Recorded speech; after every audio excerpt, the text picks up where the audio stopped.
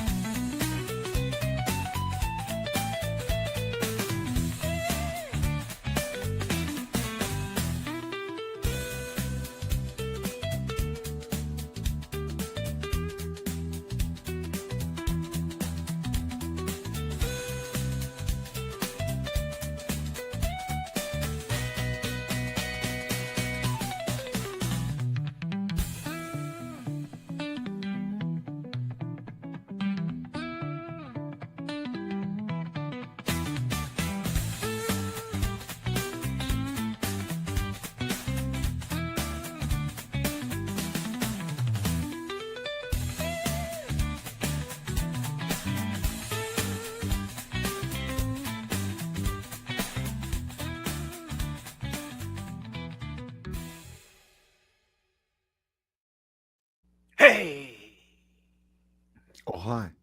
Oh, hi. Hello, everybody. Good evening. Welcome. Today, we got episode 40. 40 ounces to freedom, boys. There's the translucent ones over there. You know, Figure it out. I'm Zakanan. I'm Mikey.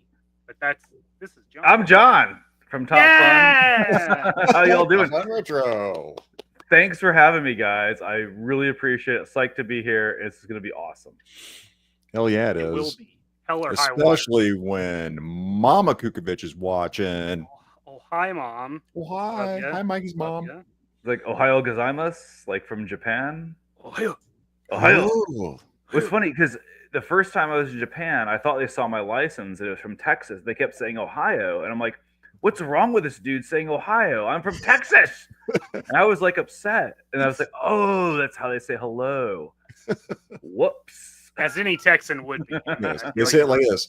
Hello. Hello. Ohio gozaimasu. Hello. This is having flashbacks to Mikey's birthday weekend, John, as we went to a certain sushi place. And apparently, I am not the most racist person. Just like when we went to P.F. Chang's at Dallas Fort Worth. Now, I'm not going to name names. I feel like you were pretty spicy at P.F. Chang. John, I'm not kidding you. I was the least racist person at the table. That's exactly what the most believe. racist person would say. That's true. That is true. Did you climb the horse outside and try to conquer? Because No. Yeah, that's the next level. Well, remember, that horse to me, that's insurmountable. That's like Mount Everest to a person of three apples, height as I am. It might as well have been a tower in Dubai. Yeah, I think we were propping Marines up on our shoulders to get one dude on top of the P.F. Chang's horse to declare, prima noctum or whatever over the village. Whatever You're right, TC. Hang on here. Get out of here, TC. You're right. Let me get out of that first square position. I don't like it. Chris, Cutthroat Comics. Zakanan's got the Chinaman's Revenge from sushi. You did. Well, first of all, if it's China and it's sushi, then yes, because that's Japanese. Well, but we don't know where the chefs were from. We did not. That's true. It should not have been food poisoning because Mikey actually had some of Mikey's stuff too, but I had some food allergy because my God, man, only Benadryl and Pepsid AC. Shout out to Papa Kukovich.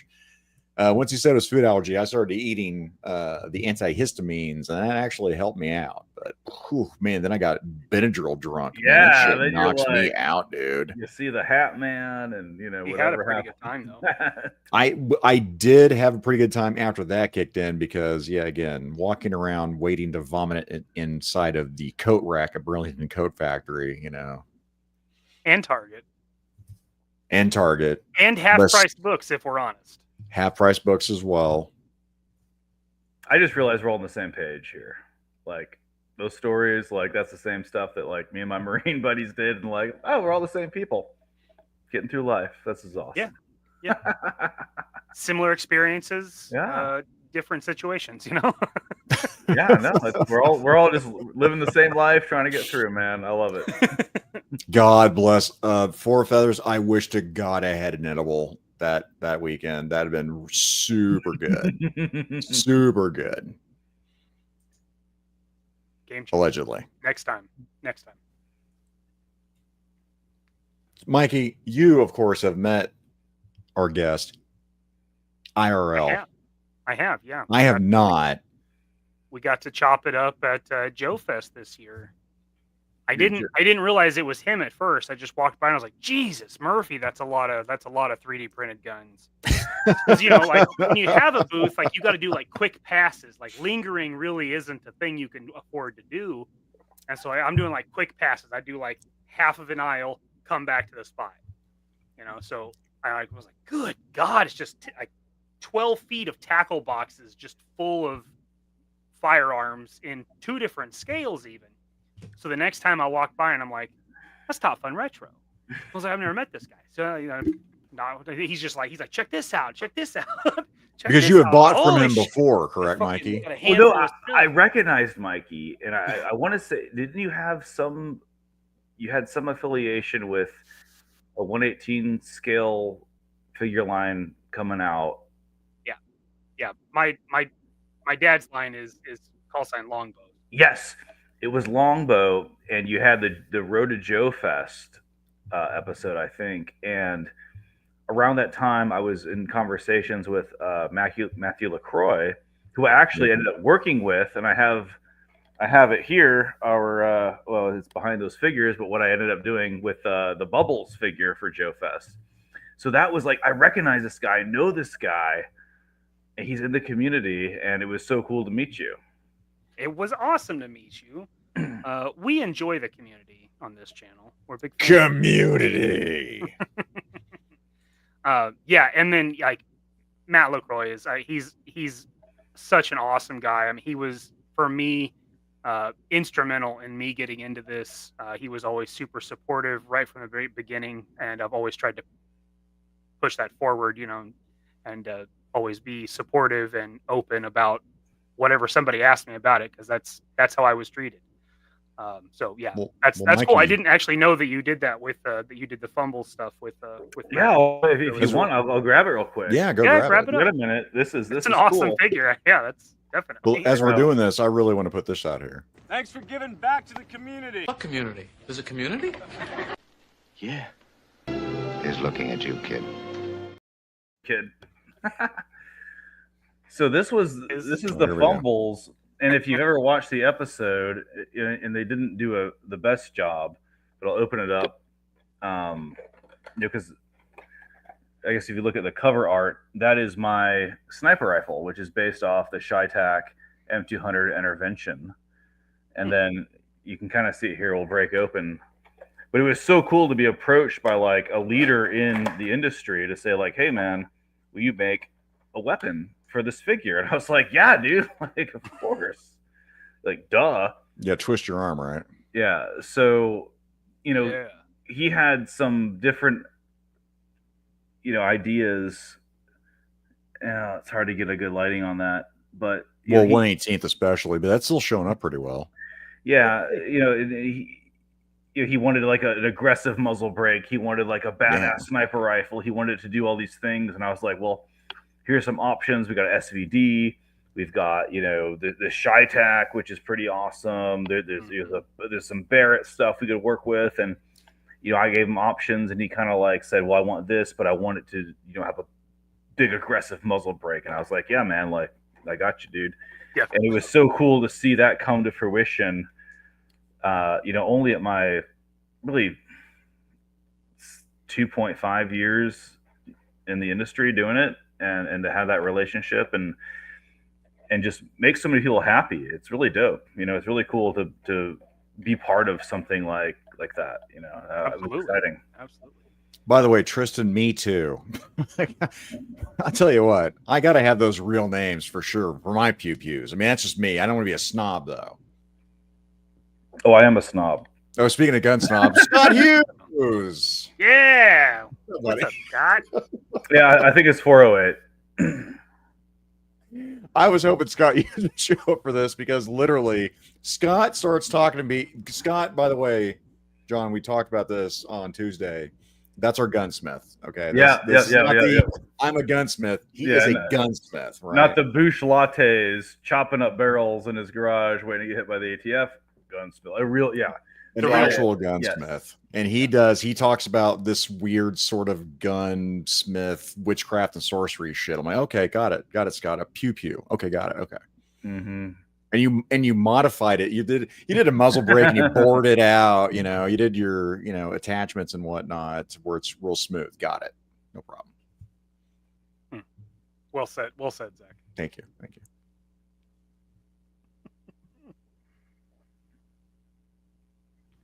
But yeah, how did you get into that, John? So 2.5 years ago, when did you make that transition? You're like, I want to do 3D printing and I want to go into guns. Well, so 2.5 years ago is when I started Top Fun, but it was a couple of years before that where I started 3D printing. And what I wanted to do, I wanted Boba Fett armor. No, really? That was a segue. Yeah. Where's my? Here we go. We're gonna enhance truck left. Where is he? There we go. Oh, there we go. Yeah. Okay. Boba Fett, love Boba Fett, man. And I wanted to do Boba Fett for Halloween. My daughter was super into Star Wars, my oldest, and I was like, I can probably get my wife to be down with Star Wars for Halloween, and I can probably, if I coach it right, get my youngest as well. But if my oldest wants to be Cara Dune, and I want Boba Fett, we got to do it. Oh, right. That's fucking dope. Definitely. Yeah. So I started off. I got FDM printer, and just started printing, free or relatively inexpensive files. Started doing that. We did, Boba Fett for Halloween. Did the Star Wars thing. I printed her Cara Dune armor, and then the next year I was like, we got to kick it up a notch. We've always been Ghostbusters fans, and I was like, let's 3D print a Ghostbuster pack. Oh, really? Did a that? Oh, yeah. I mean, I can pull up, it's going to be, a stretch, but I can pull up video to show you. I should have sent it to you, Mikey, man, but it would have been a big one. Maybe later, but I wanted to do Ghostbusters because my daughter loved it. I had made some out of foam before and out of the recycled stuff that everybody did. We did as kids back in the 80s, right? And so I spent 6 weeks printing 2 proton packs, all in pieces. And this was from it was like one of the Ghostbuster group files. Really great files, awesome people. So how long did it take to do them? It was about 9 weeks to do one full scale and then one at a half scale. Wow. And then that was just the print and then assembly. So you have to assemble it, paint it. I wired it for lighting. I wired it to do all kinds of cool stuff. And I was like, yeah, man, I really like this 3D printing thing. And then the same thing, my oldest got into G.I. Joe, but she got into the Super 7 5-point articulation figures, and so I'm married to a Filipino woman and our kids are mixed race, so they maybe they wouldn't identify with Flint, but with a brown skinned figure they would. And I was like, this is super cool because chicks can shoot too. But the guns they came with were such crap, and I was like, I always wanted to get into resin printing. I bet I could print better guns. So I got a resin printer. And I printed some of the stuff that was available, and I was like, these files are crap. Didn't like the files. Yeah, Gotcha. didn't like it, and then so I started scanning. I started scanning 1/6 stuff, scaling it down. But there's so many artifacts in there. There's so much stuff that's missed. Because I was using a RevoPop 3, and it's a $900 scanner, but it's really not that great. There's a lot that's missing. So I would have to rebuild it. So then I got to the point where I'm like rebuilding these things, and I got to the point where I could build my own. But it really goes back further than that. It goes back to my childhood and my affinity for firearms, and then why I entered the Marine Corps in the first place. But with 3D printing was all about the kids, because like I had such a wonderful childhood in the 80s and 90s, like trick-or-treating, making our own costumes. Yeah. Going to garage sales, and there's Star Wars figures from the 70s, and it cost you $0.25. My mom would give us like a roll of $0.25 or $5 for the quarters. We could buy GI Joes, we could buy Star Wars. We take these treasures home, and just do our thing. And that's kind of where it started. Was Star Wars, GI Joe, wanting to be a Ghostbuster for Halloween. That's what got you hooked. Yep. That was real quick. There's not a good segue for this, but HGC for $5 for Mikey. The Street Hawk bike and figure arrived. So good. See? I'm sure he said it just like that. See? We'll be putting some pretty photos of it racy. on the IG. Thanks so much. Oh, hi, Zakanan. That's awesome. HGC, that's awesome. I'm glad it arrived safe and sound. Do you have an asset for HGC? Do something good for him. Yeah, she ate my butt. I'm sorry, she did what? She ate my butt. She ate your ass? Did you eat hers? Of course. Of course. I don't blame you. Damn good deal. Combo. Thanks, HGC. Oh man, like. Well, luckily John's a Marine, so if you want to know what I was doing like an hour ago, just saying. Right? Why am I late? Well, I'm married to a sexy Filipino. John got some takeout, ladies and gentlemen. That's all he's saying. Takeout. Not a big deal. Everybody does it. Oh man, we're married. We have kids. Like that's what happens, right? Four feathers. Hopefully, everyone is practicing their Second Amendment rights responsibly. Always. And then he follows it up with this. He's like, Zakanan, do you have a link for John's stuff? It is in the description. So definitely go hit up John's store and check this out. You're going to want to get some stuff. And you will be enabled for feathers. Yeah, 100%. And they start at $6. So, which is crazy, by the way. If we want to talk about like pricing, I mean, Mikey buys a lot of, 3D printed assets, I'm especially something guns. of a collector myself. It's a connoisseur, if you will. That to me, by the way, I am not a connoisseur. And just from like when Mikey and I will get online checking stuff out, I think that's crazy. A vintage, vintage 2023. I think you need to raise your prices, John. Honestly, just from talking to Mikey.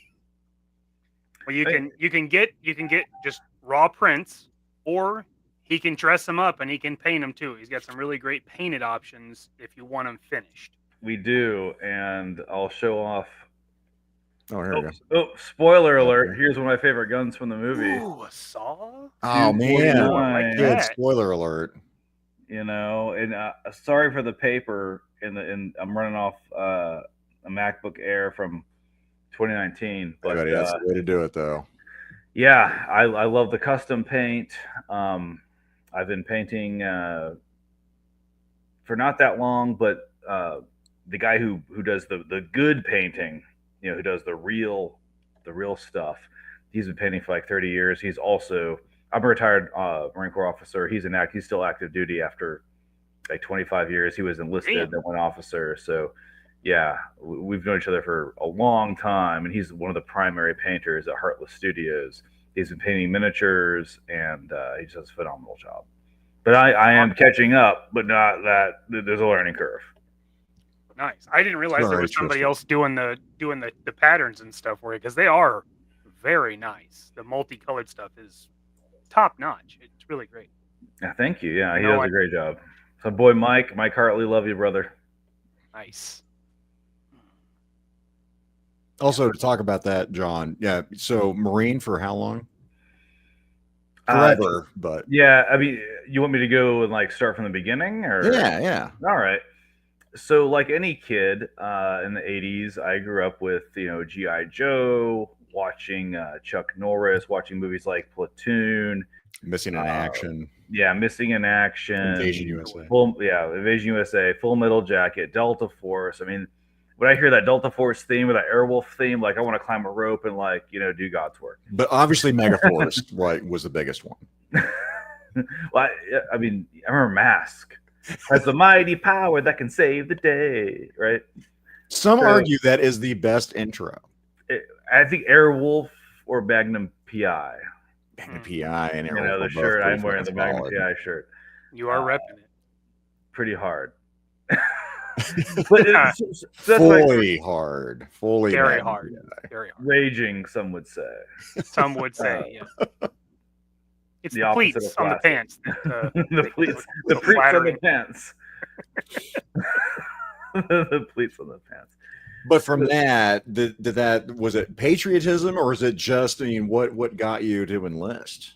It was like this intrinsic male thing because Saving Private Ryan came out in the late '90s, and I had this history teacher who was in the Korean War. He was an old man. His name was Dr. Dixon, old dude.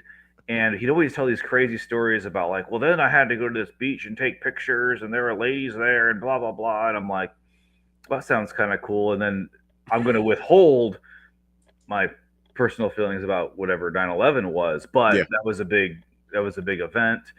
And I felt that got a lot of people, recruited. I felt a call, but I was in college and I had changed from a computer science major to history major. And art history, because I love history and art history. So I completed my degree, and then I was in the officer program. And thankfully, I got kicked out of that because I wouldn't have made it. Our OSO, the OSO stands for Officer Selection Officer, and he was an adjutant, which means an administrative officer. But he would always wear these shirts. It was like travel to interesting places, meet interesting people and kill them. Marine Corps, like blow things up. Full Metal Jacket, yeah. But it's like, you do what? Admin? Ew. Ew. So we had this conversation about leadership, and there's all these like young people who want to be officers, and they're talking about leadership this, leadership that. And I said, I don't give a about leadership. I want that 249 like in Black Hawk Down, yo. Fuck it. Yeah. And he said, Staff Sergeant, take Mr. Kreutzer to see the enlisted recruiter. And that's where they made dreams come true. So I enlisted. And You're like, enlisted? That sounds cool. Yeah, with a degree. Enlisted in 2004. I wouldn't have made it through OCS at that point. I was too immature. I didn't know. I thought I wanted this 249, right? Sure. So I enlisted at the infantry with 3.5 Get Some. That's where my French fourragé is from. So any 5th Marines alumni, love you guys. And did 2 pumps to Iraq. And then I met these super cool dudes called HET, HET, not heavy equipment transportation, but human intelligence exploitation team. And they were like sort of low-level spies, like low-level ground branch type people. And I was like, they don't wear rank. They have big mustaches. And the first sergeant doesn't yell at them. I want to be that guy. So I started, as much as you can flirt with other dudes, like talking to these guys and like, hey, bro, what is it you do here? Like, you guys are pretty cool. And they're like, yeah, we do like source operations, interrogations. These are the guys that you had to have a sergeant briefing in 06. Like, here's your target. Here's how you enter the compound. Like, here's how many guys they have. And to see a sergeant in E5 do that was like mind blowing. Because I'm like, man, like these guys are like in the weeds, like they're running the op. Yeah. Like that 06 couldn't do this without him. And I was like, I want that. So then I lateral moved to CI Human at my 3-year mark. And I did that for 8 years. And then I became a CI Human officer.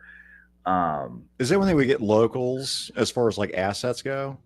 Say That what? kind of thing? Would they get locals as assets? Like if you're in Iraq, would they sit there and like try to recruit locals yeah, to yeah, be yeah. assets? Yes, yeah. Like, So, like Max Sog.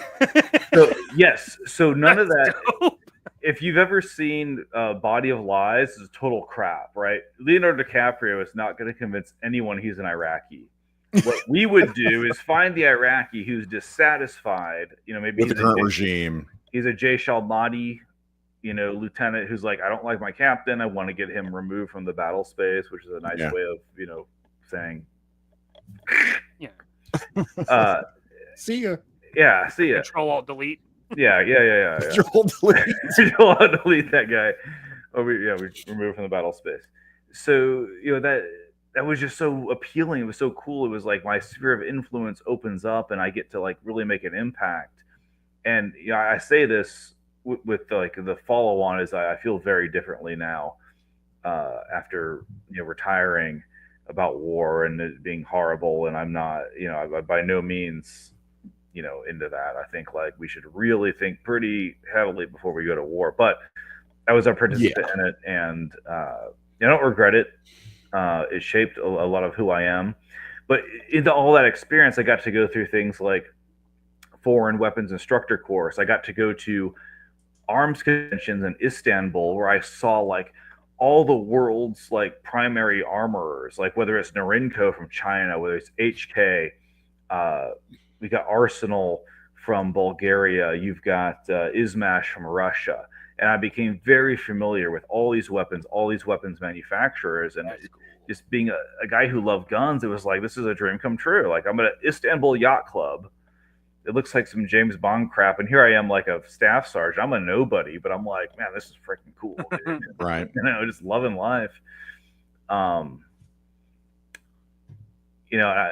this point, that now that I started Top Fun Retro Toys 3D, probably about 2.5 years before I retired from the Marine Corps, just as something fun I wanted to do. I really love the community. I really love the Facebook groups. That's where this started. Was people in the Facebook groups talking about, oh, these Hasbro weapons suck. They're bendy. They're dumb. I was like, yeah, they're bendy. Yeah, they're dumb. Like they need real guns. So, and now that's kind of what I want to do full time, and I love it. Like it's great. So, well, I think also talking about gun lovers here from Four Feathers. Previous to that, were you a gun guy before joining the Marines? I had a stack of Soldier of Fortune magazines that somebody had thrown out, in the neighborhood, like, and I would read those things like they were a legit publication about FALs, about 249s, about the G3 and the MP5, and I became an aficionado. And watching Die Hard, like I could recognize, like, oh, that's a Steyr AUG, that's an MP5. Yeah. And start to understand the differences, and then like, what these things were. And I mean, you've got Terminator, Hamilton's got a XM177 Echo 2, and it's like, girl, like a woman who's gonna wield that. You can smoke all the Marlboro Reds you want. You just show me your groups, and we're gonna be just fine. So yeah, it was just this like, you grew up watching G.I. Joe, then you start reading Soldier of Fortune. Next thing you know, there's this like call to patriotism for 9/11 and whatever you want to think about it. I couldn't bring myself, if I had grandkids and they were like, well, Dad, what'd you do during the war? I'd be like, oh, I stayed home with the women and children. It was an ego thing, right? It was a big ego thing. And behind me, I have my grandfather's, flag for when he fought in the Battle of Okinawa. So while military service wasn't like a family tradition, it was still there, Well, John, break that flag out real quick. Oh, sure. It came from a collection, can be organic just like this.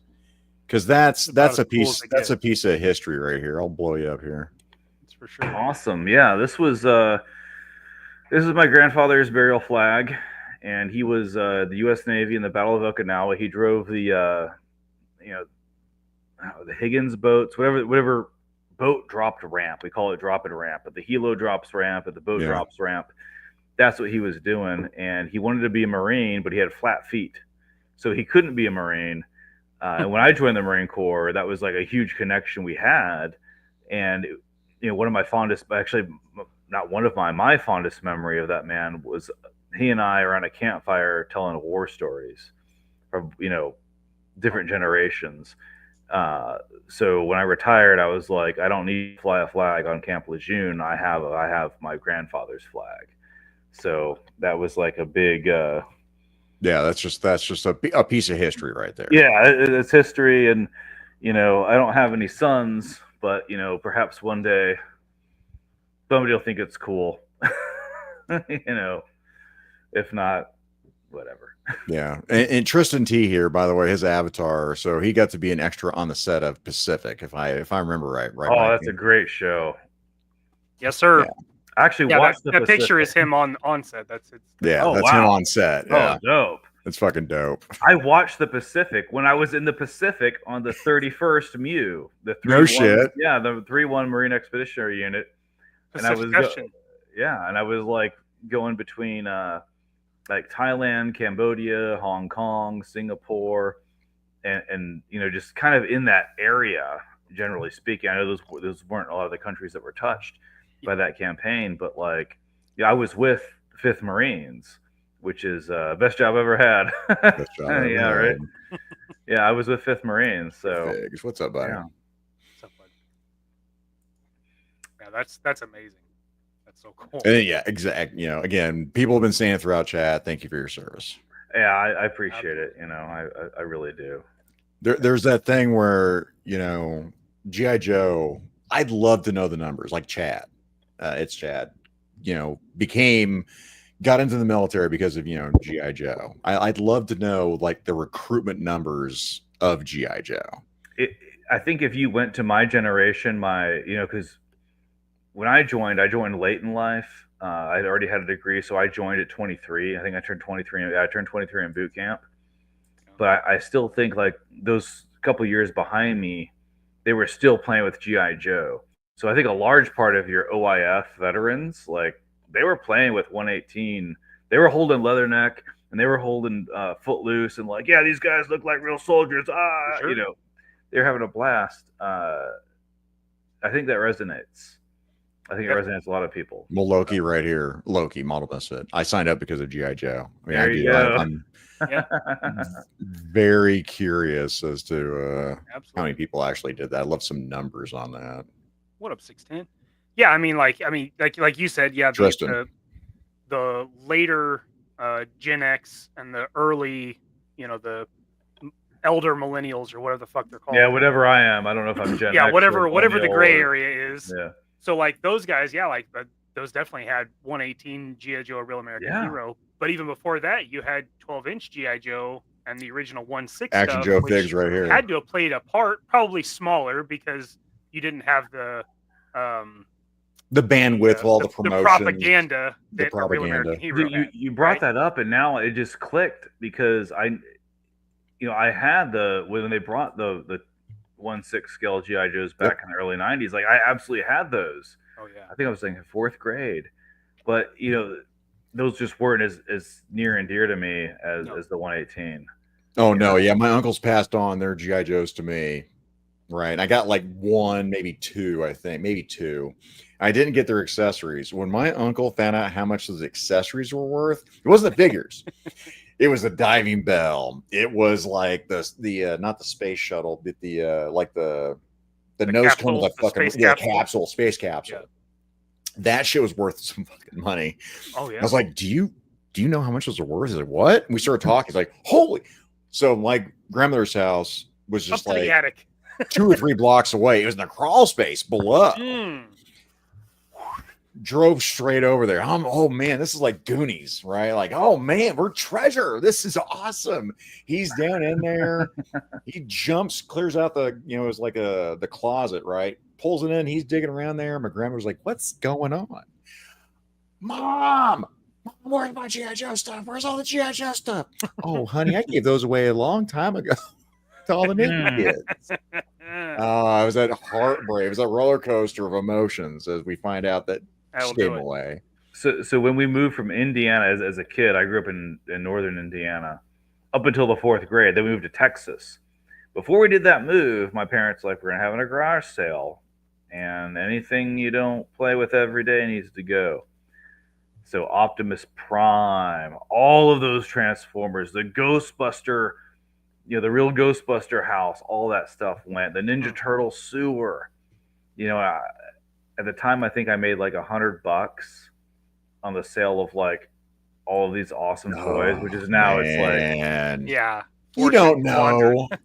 Yeah, how would you have any idea? Oh, You wouldn't, don't know, right? man. That's just the heartbreaking stuff, man. Yeah. We It's find just out like, useless wait, crap. how much?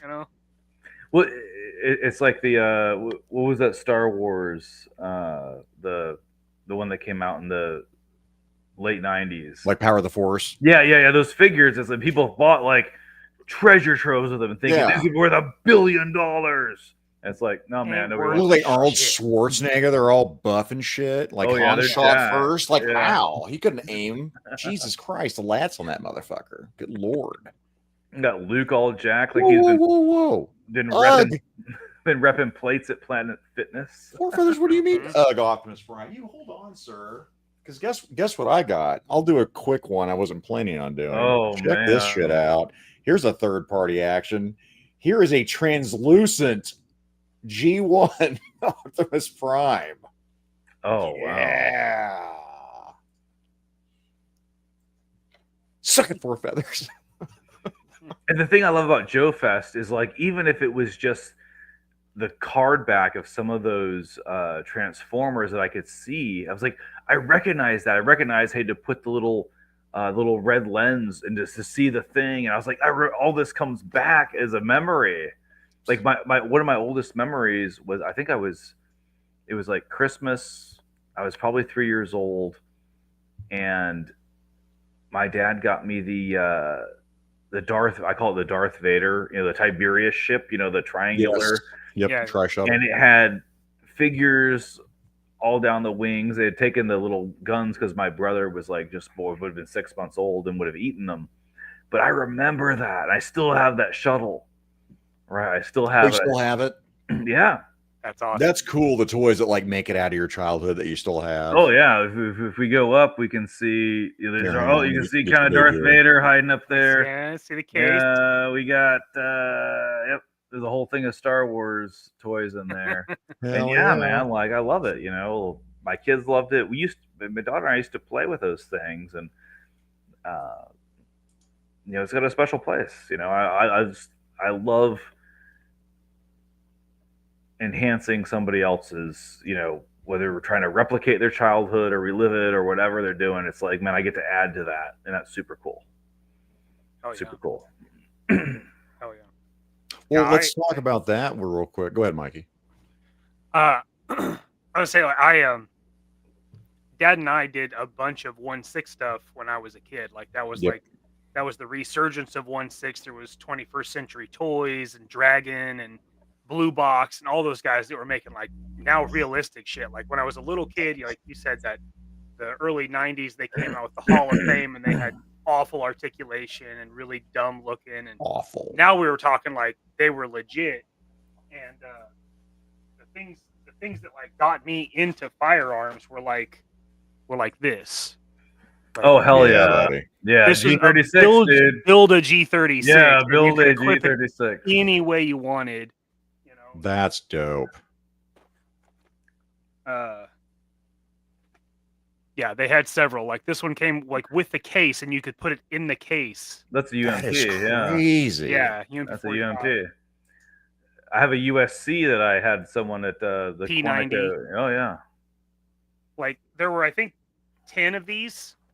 And there was an Really? M1 Garand. There was a Spas 12. There was, I don't know. I think I have like 6 of them or something. But like those GI Joes, like that's what got me into firearms because I wanted to know what is this gun, Yeah. And my dad was an enthusiast, and he had, anytime he went to the toilet, there was always like 4 magazines. There was like Toy Fair, like Modern Soldier, Guns and Ammo, and you just be like, oh, just flip through and go, oh, that's that gun from whatever.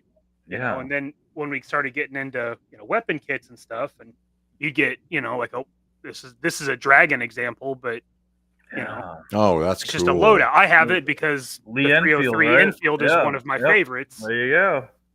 And then like this one, this is like German military rifle, 1930s. Car 98 and the 1930s. Yeah.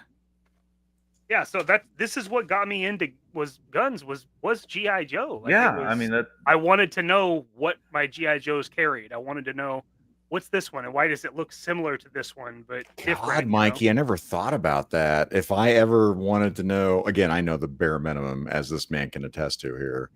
It's probably because of G.I. Joe. I wanted to know what those guns were. That's what got me into it. Like I'm looking on the back, I'm like, what is this? And I'm asking my dad didn't know, by the way. Oh, so Scott Hughes, you saw the Cyrillic, right? And then so now check out the AK crate, and you'll notice the Izmash Armory stamp on the front of that with the arrow and the triangle. So yes, you appreciate the finer things in life. Yes, sir. By the way, props so again, for noticing that, because he's very again, proud of it. Scott is the one that I go to. I mean, that's my guy. That's why I'm like, hey, Scott, what does this pew pew do? What's the number? What's the 249, 250, whatever it takes. That's why I asked Scott. But again, guys, that link, if you're just joining us, that is in the description, right? So just click on that. You can go right to John's website, and then check his stuff. You got to get out. some of this shit because it's freaking sweet. No, there's the you got to get some of these. Crate, property of U.S. government. So they're in there. That was a little more adulterated. I don't think the U.S. government actually did that, but the Russians did, and it looks cool as shit, right? If you're going to set up like a little forward operating base with your ammo cans, and you got sandbags, you need a crate of rifles, right? And then you need Mel Gibson from We Were Soldiers, doing his thing, and that's right. You get it adds so much depth to whatever it is you're doing if you have some kind of cool stuff in the background. So we have several friends that do dios and stuff like that, and that's always what they say is that these details make the whole picture. Like it was cool. A big dio, but without the details, devil is in the details. Connection isn't there. And what's fun is the little handles on those, the figures can actually hold it, and I pose them carrying that's a hemp rope handle. Yeah. It's tied up in there, it's kind of a pain in the ass to do, but and John, do you have those for sale on your website? I do have those for sale at www.topfunretrotoys3d.com. Check it out in the description below. Right, there you go. Going to the range, Action Joe Figs. That's cool. Yeah, I do go to the range fairly regularly, and I'm a bit of a, if you can tell from the hat, I'm a bit of a snob. Here, let me bring it up here. I'll shoot anything. Show the hat off right there. No, HK. I can't bring my weapons collection out. Damn German. But the Germans make a good gun. They do. So John, we don't post the link during the shows anymore, just because some people you click on the link and it takes you out of the show, which is weird. So we don't do it. But it is in the description, John. So if you click on it after the fact, it'd be great. But Mikey does have it along with all of John's socials. I'm sure this will be all on Instagram. Even the YouTube that he needs to get back into doing. Yeah. But it is posted so you can subscribe. So when he does, you're there. You got it. Yeah. What is Mikey working on during the live stream? Nothing. He's working on the show. No, I worked last night. Crazy kid. Yeah. Check out Mikey on Wednesdays with Legend Series. So silly gooses. Yeah. It's dumb, but I mean, seriously, this is the shit that you want. When Mikey talks about it, Tony, actually, Legend Series talks about it. That's where I got it from. If you're setting up a shot with your figures, if it's off the camera, everything sets up the fucking shot, even if you can't see it. From Tony spending hours on like popsicle, like for hardwood fucking floors, even if it's not in the shot, somehow, some way, the light reflects it and it just captures. Yep. It picks it up, man. I don't know what it is. It just helps set the fucking mood. So it is, man. Even if it's blurry and it's off to the side, you can see the shot. It just really sets that shit up. And when I'm looking at my collection and I've got something where I've got a weapons case off to the side, I mean, it sets it up. Scott says, I love HK, but HK hates us, ironically. They do. They hate us all as Americans. Chef's kiss. Scott, my side is a VP9. That's awesome. Not a B, just a regular. But I do just a love regular. That is, oh my God, I love that gun.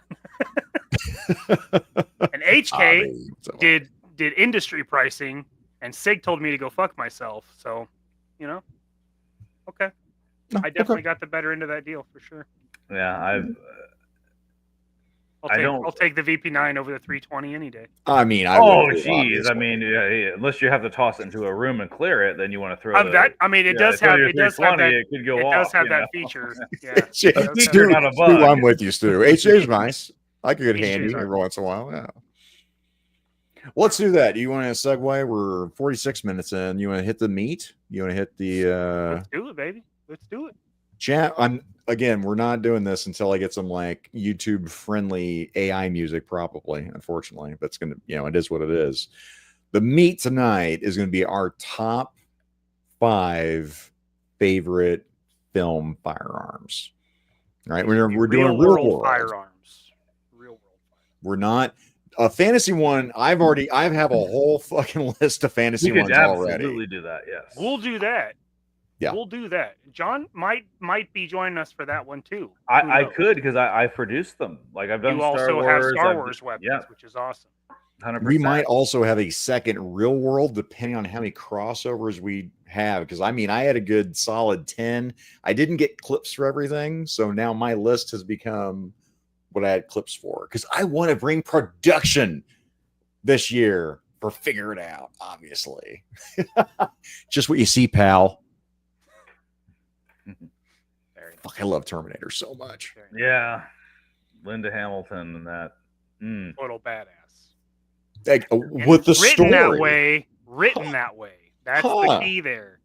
Like there was a hero's journey, because she was like initially, and then became the mother. Bingo. That was going to raise Disney the fucking did not create hero. Hamilton. She's Wait, we need to do a whole stream about how Hollywood sucks nowadays, and but we don't have to, because Pop Blender does it every week. I don't watch Pop Blender. I'm sorry, Pop. But everybody that wants to watch that can. Yeah, you could. Or I'll make a little. Did Disney own the rights to Terminator now? No. God, I was gonna say, if they did, then that would make Linda Hamilton a Disney princess. That'd be pretty badass. True. Sarah Connor, the Disney princess. That'd be pretty awesome. Correct, Scott. That would be good. All right, John. So as the guest, would you like to go first, or would you like to go last? Oh, I always go first. Oh, there we go. There's a Marine right there. All right. Even if it's to total failure and destruction, let me go first. So why we have Linda Hamilton on the brain? Oh. I brought my XM 177 Echo 2, and the lighting's not that great, but you'll see that, man, I love that gun. I love that gun. It was the forerunner for the what became the M4, and this is what the Special Operations Forces in Vietnam carried. And if you notice, it has this sort of, it's not a suppressor, but it's a dampener. So there was like, I think 2 baffles in it. So it made... So that's for the muzzle flash. And the sound. And the sound. Because they're running off like a 12.5 inch barrel, which is going to sound different than a 20-inch M16 barrel. So they had to dampen the sound so the VC couldn't identify, oh, this is a special operations unit based on the sound of the gun. So they had to dampen the sound somehow.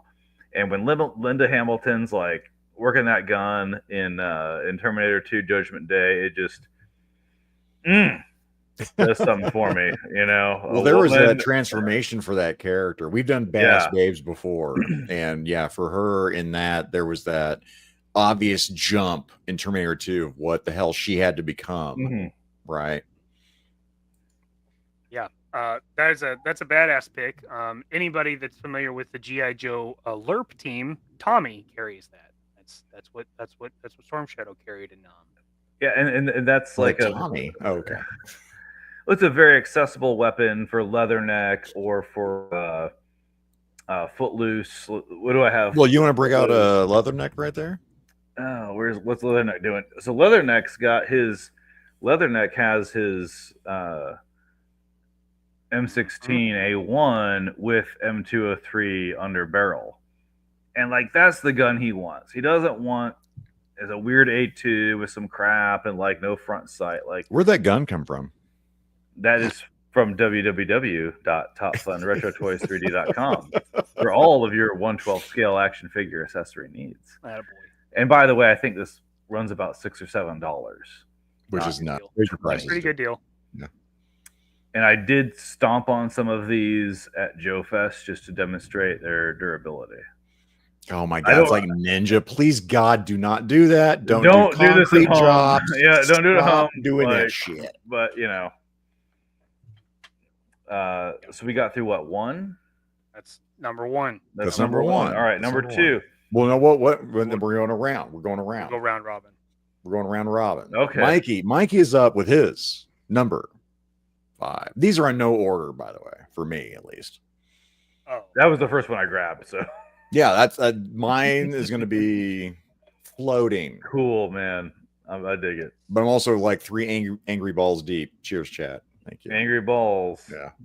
No. Gotta love the angry balls. Yeah. There's a South Park episode about that where they're bouncing around on them. Yeah. I remember that one. Okay. So my number 5. Number 5. Barrett 50. Hell dude, yeah. I was torn on trying to get this into my list. Nice. Barrett 50, and the movie that did it for me, Navy SEALs. Bill Paxton. God. The scene where he switches to thermal and blows the dude up from the other side of the wall blew my fucking mind. This movie is one of my favorite 80s, 90s action movies, but this Barrett 50 is this made this gun for me. Is that the first movie, Mikey, where this was showcased? I don't know about that. I'm curious about that. As I was going into mine, I was like looking for movies. Mine necessarily aren't the first one that was showcased, but it's the one that stuck out my memory. Like this, yeah, it's the one that means something to you. Yeah. So the rest of the guns in this movie are pretty basic. I mean, they're MP5s, internally suppressed MP5s, or Beretta 92s or whatever. But the Barrett was like this. This was like, there's a gun that can do that. Right. Oh yeah. That Barrett will take. And like, as much as it is a movie, and you're like, yeah, not really, and you're like, no, but really. If you've ever been around a Barrett that's going off, it's like someone will do it. So I love women shooting Barretts, by the way. Well, sure. Jiggle so this is my toy representation. Oh, I got you, Mikey. Hell yeah! Little Punisher, the 50, no big deal. No big deal. Yeah, I noticed that you're using it looks as though you're using the Valaverse stands, and I find those to be superior. With the diamond plating. Yeah. It looks good on Punisher. Yeah, it looks good on everybody. Like, I wish Hasbro would step up their game, but even the ones that they're doing that are interconnected, like they have their desert ones now. Oh, right? Yeah, the new ones, yeah. The new ones, but there's something about that diamond plating that I'm a fan. It is a little big when your shelves start looking like this. It does end up taking a little too much space, but yeah, all of my stuff is in a box for like photography. I turned our formal dining room into my 3D print studio. Trying to keep the overflow from the rest of the house. But yeah, I really love what Valaverse did with the stands. So. Oh yeah, that diamond plating's really good. That's Navy SEALs, correct, Mikey? Navy SEALs, yeah. Michael Biehn, Bill Paxton, Charlie Sheen. It's a fucking awesome movie. Yeah, it is a great movie. They're all playing golf and they get a call like, Oh god, the we go golf Halo in and montage. prosecute targets. Yeah. So good. Hell yeah, when they come back from that first mission, they're getting everybody's like statements what happened, and Bill Paxton's just brushes it all off.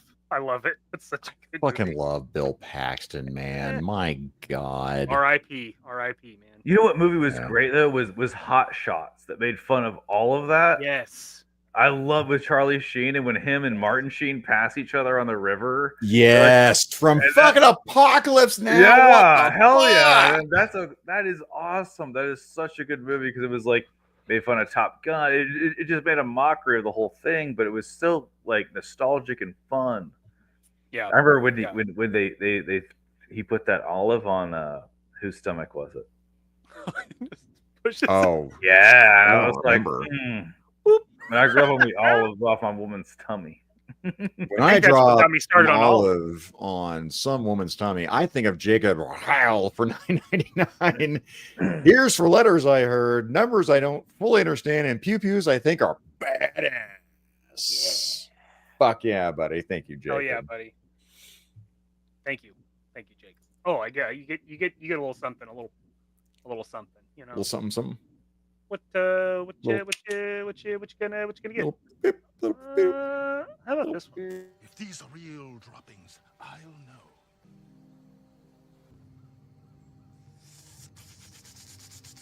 Ladies and gentlemen, this is genuine Sasquatch feces.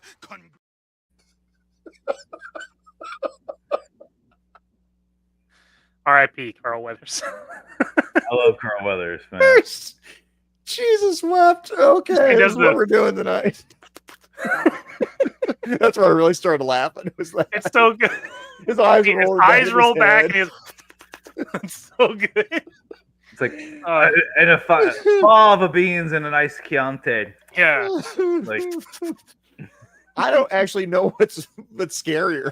Is Hannibal or Carl Weathers doing it? It's Carl Weathers. For me. Carl Weathers, sure. You know. Apollo Creed eating Sasquatch poop and enjoying it is terrifying. That dude would probably do it in real life, you know. Oh my God. If he were still alive, rest his soul. If he was still alive. Oh, sorry. Zach. My number 5. Yeah. Let me go with my number 5. Let's get this bullshit out of the way. Okay, I have a ridiculous one, and in my head, I want to make it more ridiculous. Here's I got a clip for this.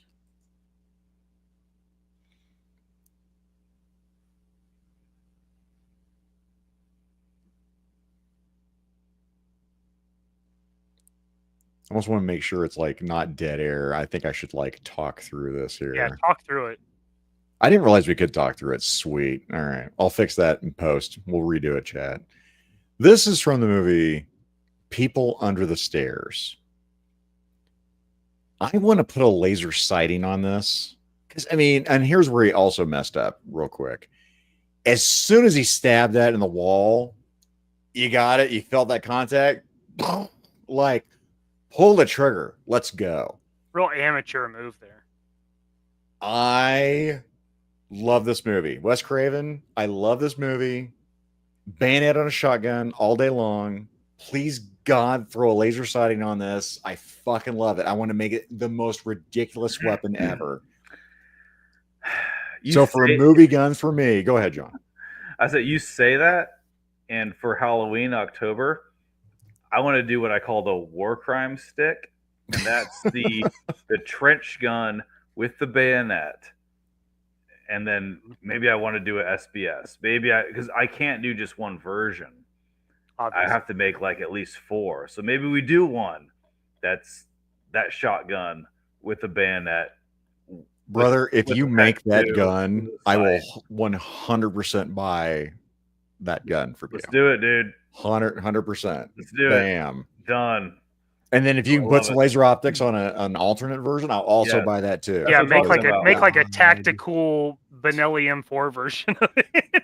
Yes. Oh yeah. Let's go a Spaz. Go Spaz 12. Yeah, we have Spaz 12 on there. We've got I call it the Bellini, but it's really the Benelli. Bellini.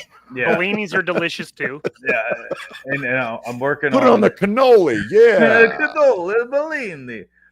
And so I'm working on a master key shotgun, that a breacher would carry. But I've wanted to do like a blunderbuss. I wanted to do like what was it, the 1900s, the World War I, what we call war crime stick, rightfully so. Wanted to bring that to the GI Joe forum. Yeah. With the heat guard over the barrel and everything. Yes, exactly. Oh, Cheese. Oh shit. The cheese grater. Party foul. Party foul. And have that happen. I think that'd be dope. I think that'd be really cool. That would be cool. All right, that's what I'll lead off with is that movie, which is near and dear to my heart. Which, by the way, I cut all the stuff out. I will tell you, there's some animal cruelty on that. And if I showed that movie to my wife, she'd weep about what he actually stuck that bayonet through. And it's bad. It's bad shit. Now that said, okay, now, John, your number. 4. All right. So we're going to go back to Die Hard. Ooh. And near and dear to my heart, I probably need to scoot over here and grab a new piece of paper because when I had it's now wet. So excuse me momentarily. We'll fix it in post. We'll fix it in post. There we go. Improvising, adapting, and overcoming. Improvise, adapt, shoot, move, communicate. Fuck it, man. Like, this is where we're at. We're doing it live. We're doing it live, Bill O'Reilly. All right. That's it. Perfect. MP5 A3. And this was really close to making my list. Unequivocally one of my favorites. For sure. That's an H&K item. That's an HK MP5. It has a short stock. We do carry one with a long extended stock, but I might be mildly autistic because I can't, not to be facetious about it, but like I can't have a closed stock and not have an open stock. Obviously, like that has to be a stock option, right? If we're wearing our stock options, you got to look at your portfolio.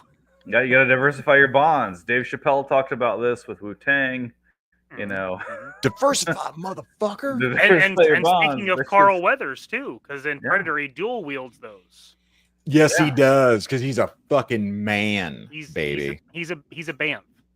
He's a BAMF. And it's not without mentioning the SD version, which we also carry, that has that you can't see, you can't appreciate because of my poor lighting, the ribbed handguard. Ribbed for her pleasure. Right. Oh yes, and I have that in real life as well. Oh shit! Yeah. So now, how many versions of the MP do you have? So in our inventory, probably about 12. I was gonna say about a dozen. I bet there are. There's short stock, long stock. There's some with suppressors, some without suppressors, some with EOTechs and aim points. I basically, when I design a weapon, I'm like, well, what would I want if I could have 12 versions of the MP5 on my wall? What would they have?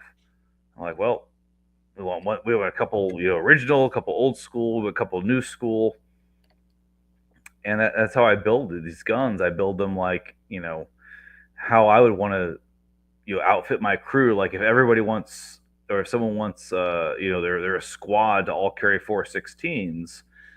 Like we can make different roles. Like there's a grenade launcher, 416. There's a DM 416. There's an IAR 416 that supplements the 249 saw or replaces that. Like there's a lot of different things we can do, and I want to do that, and I do that. That's what gets me excited about it. That's what gets other people excited. It's like, oh shit, you make like 12 different versions of this gun. Yeah. Like so, I don't have competition in that regard because no one else is, as anal retentive as I am, I guess. No, nobody does the family tree of the That's a good way to describe it, Mike. Really appreciated for people like me that I want that specific look. Like maybe I want the MP5 with the solid stock and not a collapsible one. Yeah, like I've got my BNT here. I want all that shit. And there's like 11 different versions in the box. Yeah. You know, and I love it. I love adding that stuff and making it come to life because, you know, as irresponsible as I am, I'm not rich. I can only buy so many MP5s, but I can make a bunch of little like 112 scale ones, you know, all day long. I love it. Right. That's where you can like, you know, live your fantasy out. Like, okay, here's mine. And I do a lot of business to Europe. And I understand, like, you know, because they can't own a lot of that stuff. And it's super cool when I get European customers. I actually send them a couple extra things. And I'm like, hey, man, like, I know shipping's expensive, but here's some stuff from your European history. You know, maybe I'll throw a foul in there or an MP5 or something like that, like a European weapon to be like, hey, man, you know, I see where you're coming from. You're excited about the community. Like, yeah. John, stop giving away shit for free and cheap. Jesus. Here's an SA80 just on the house. Don't worry. Yeah, on the house. On the house. Mikey already told me how you do it. You're like, just take here's some stuff. Just take it. He reeled me in though. I mean, well, hey, listen, Mikey, let's reel you in to your number. Yeah, there you go. Number 4. All right. This is from a lot of movies, but Navy Colt. I got you, buddy. I got you. This is gonna Outlaw take Josie Wales is this the is one gonna that this is gets gonna it take for one me. of mine away, buddy. Here, I'm gonna play This a clip is- here. Let's talk over here, Mike.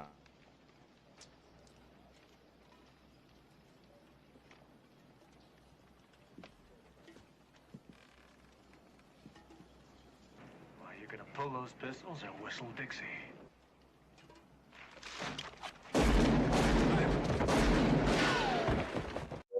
Oh, that's what I'm talking That's a about. bad man. That's what I'm fucking talking about. Got Mikey, god damn it, I love you so much.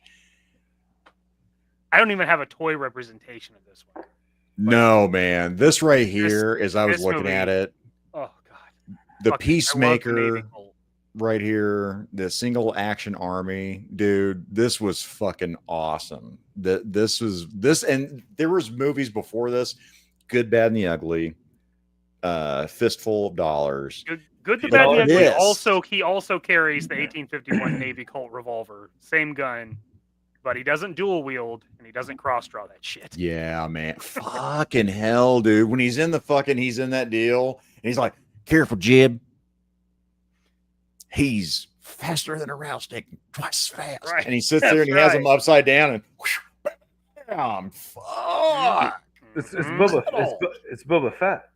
It is. That's what they bought. I mean, you know, what was I think it was for a few dollars more or fistful of dollars where he has that cape and that The was poncho. like, that was poncho. That was like part of Yep. the inspiration for Boba Fett. Is like this outlaw bounty hunter, you know, old school dude. And what's cool about Boba Fett's gun is that they used like a Polish flare, like a 40 millimeter flare launcher from like World War II.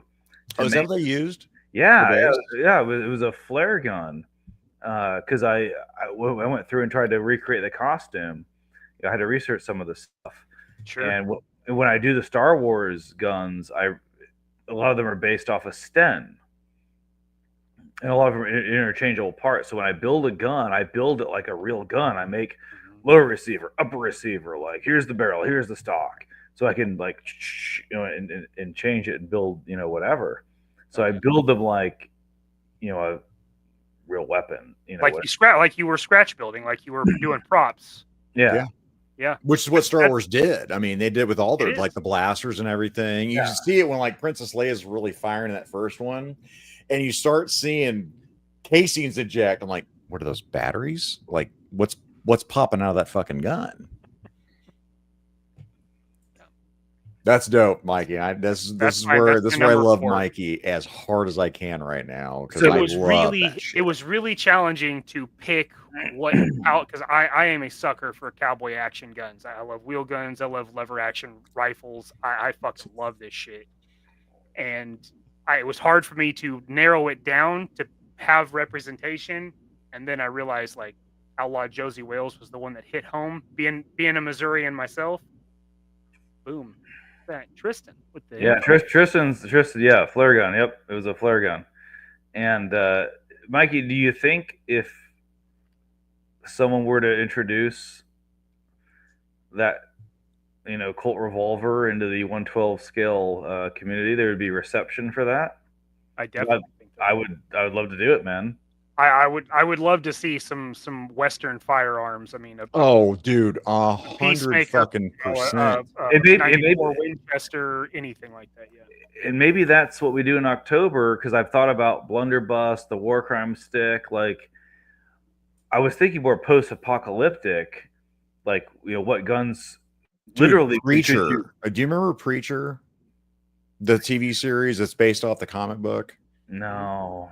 Okay, there's a character that walks around that's got that fucking the Peacemaker, and it's fucking badass, man. Like, I remember I know the Peacemaker, but I also stopped having cable when I joined the military. So Yeah. Fair. I was like, I live the news. Yeah, I mean, Also like, a comic book though. Yeah.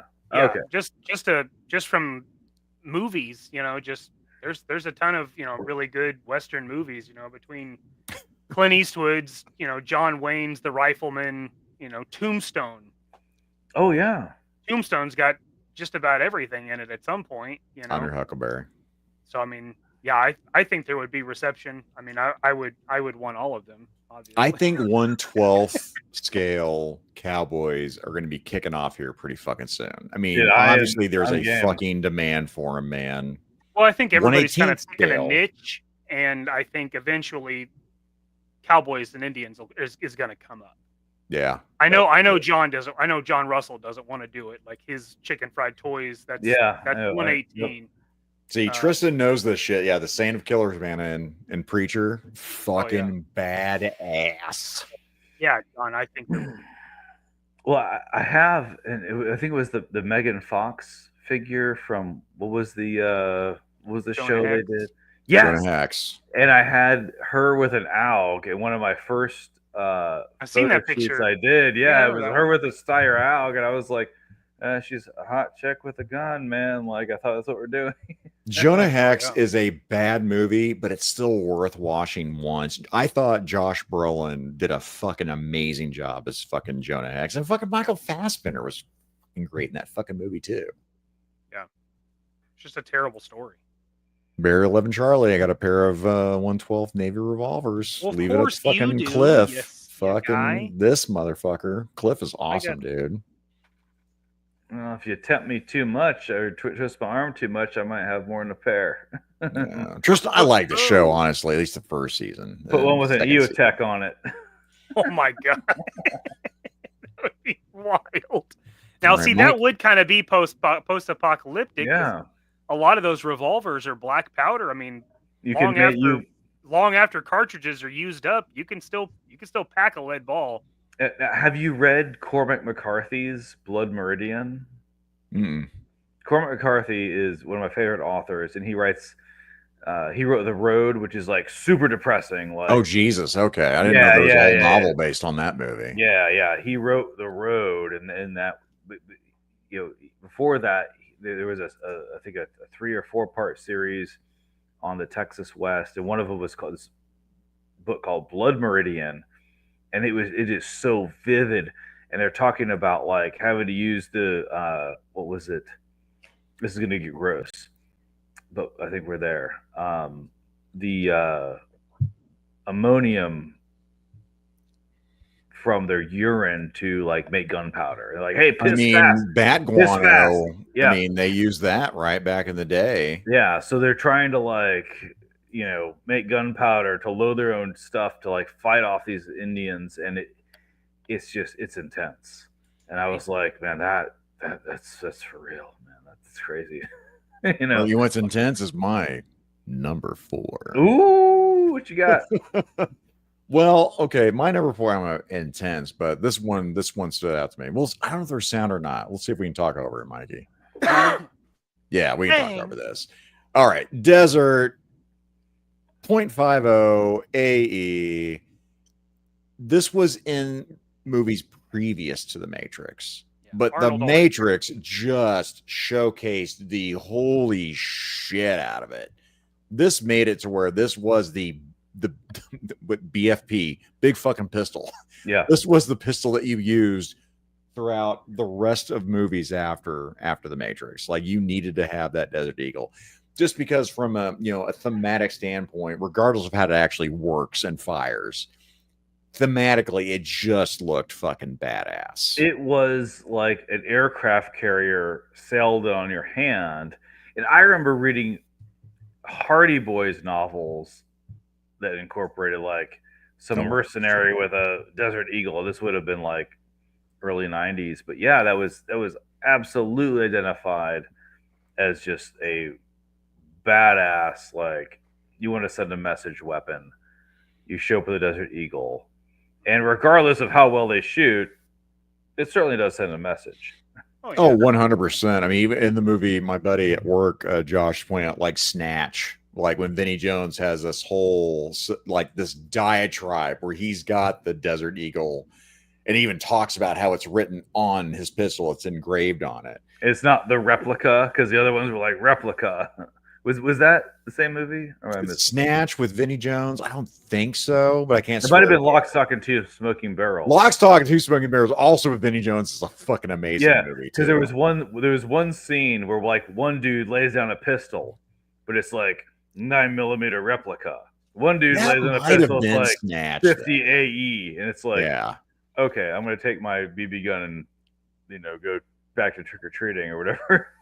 Also, this is a great quote here. God didn't make all men equal. Mr. Cole did. Yeah, that is that's a good quote.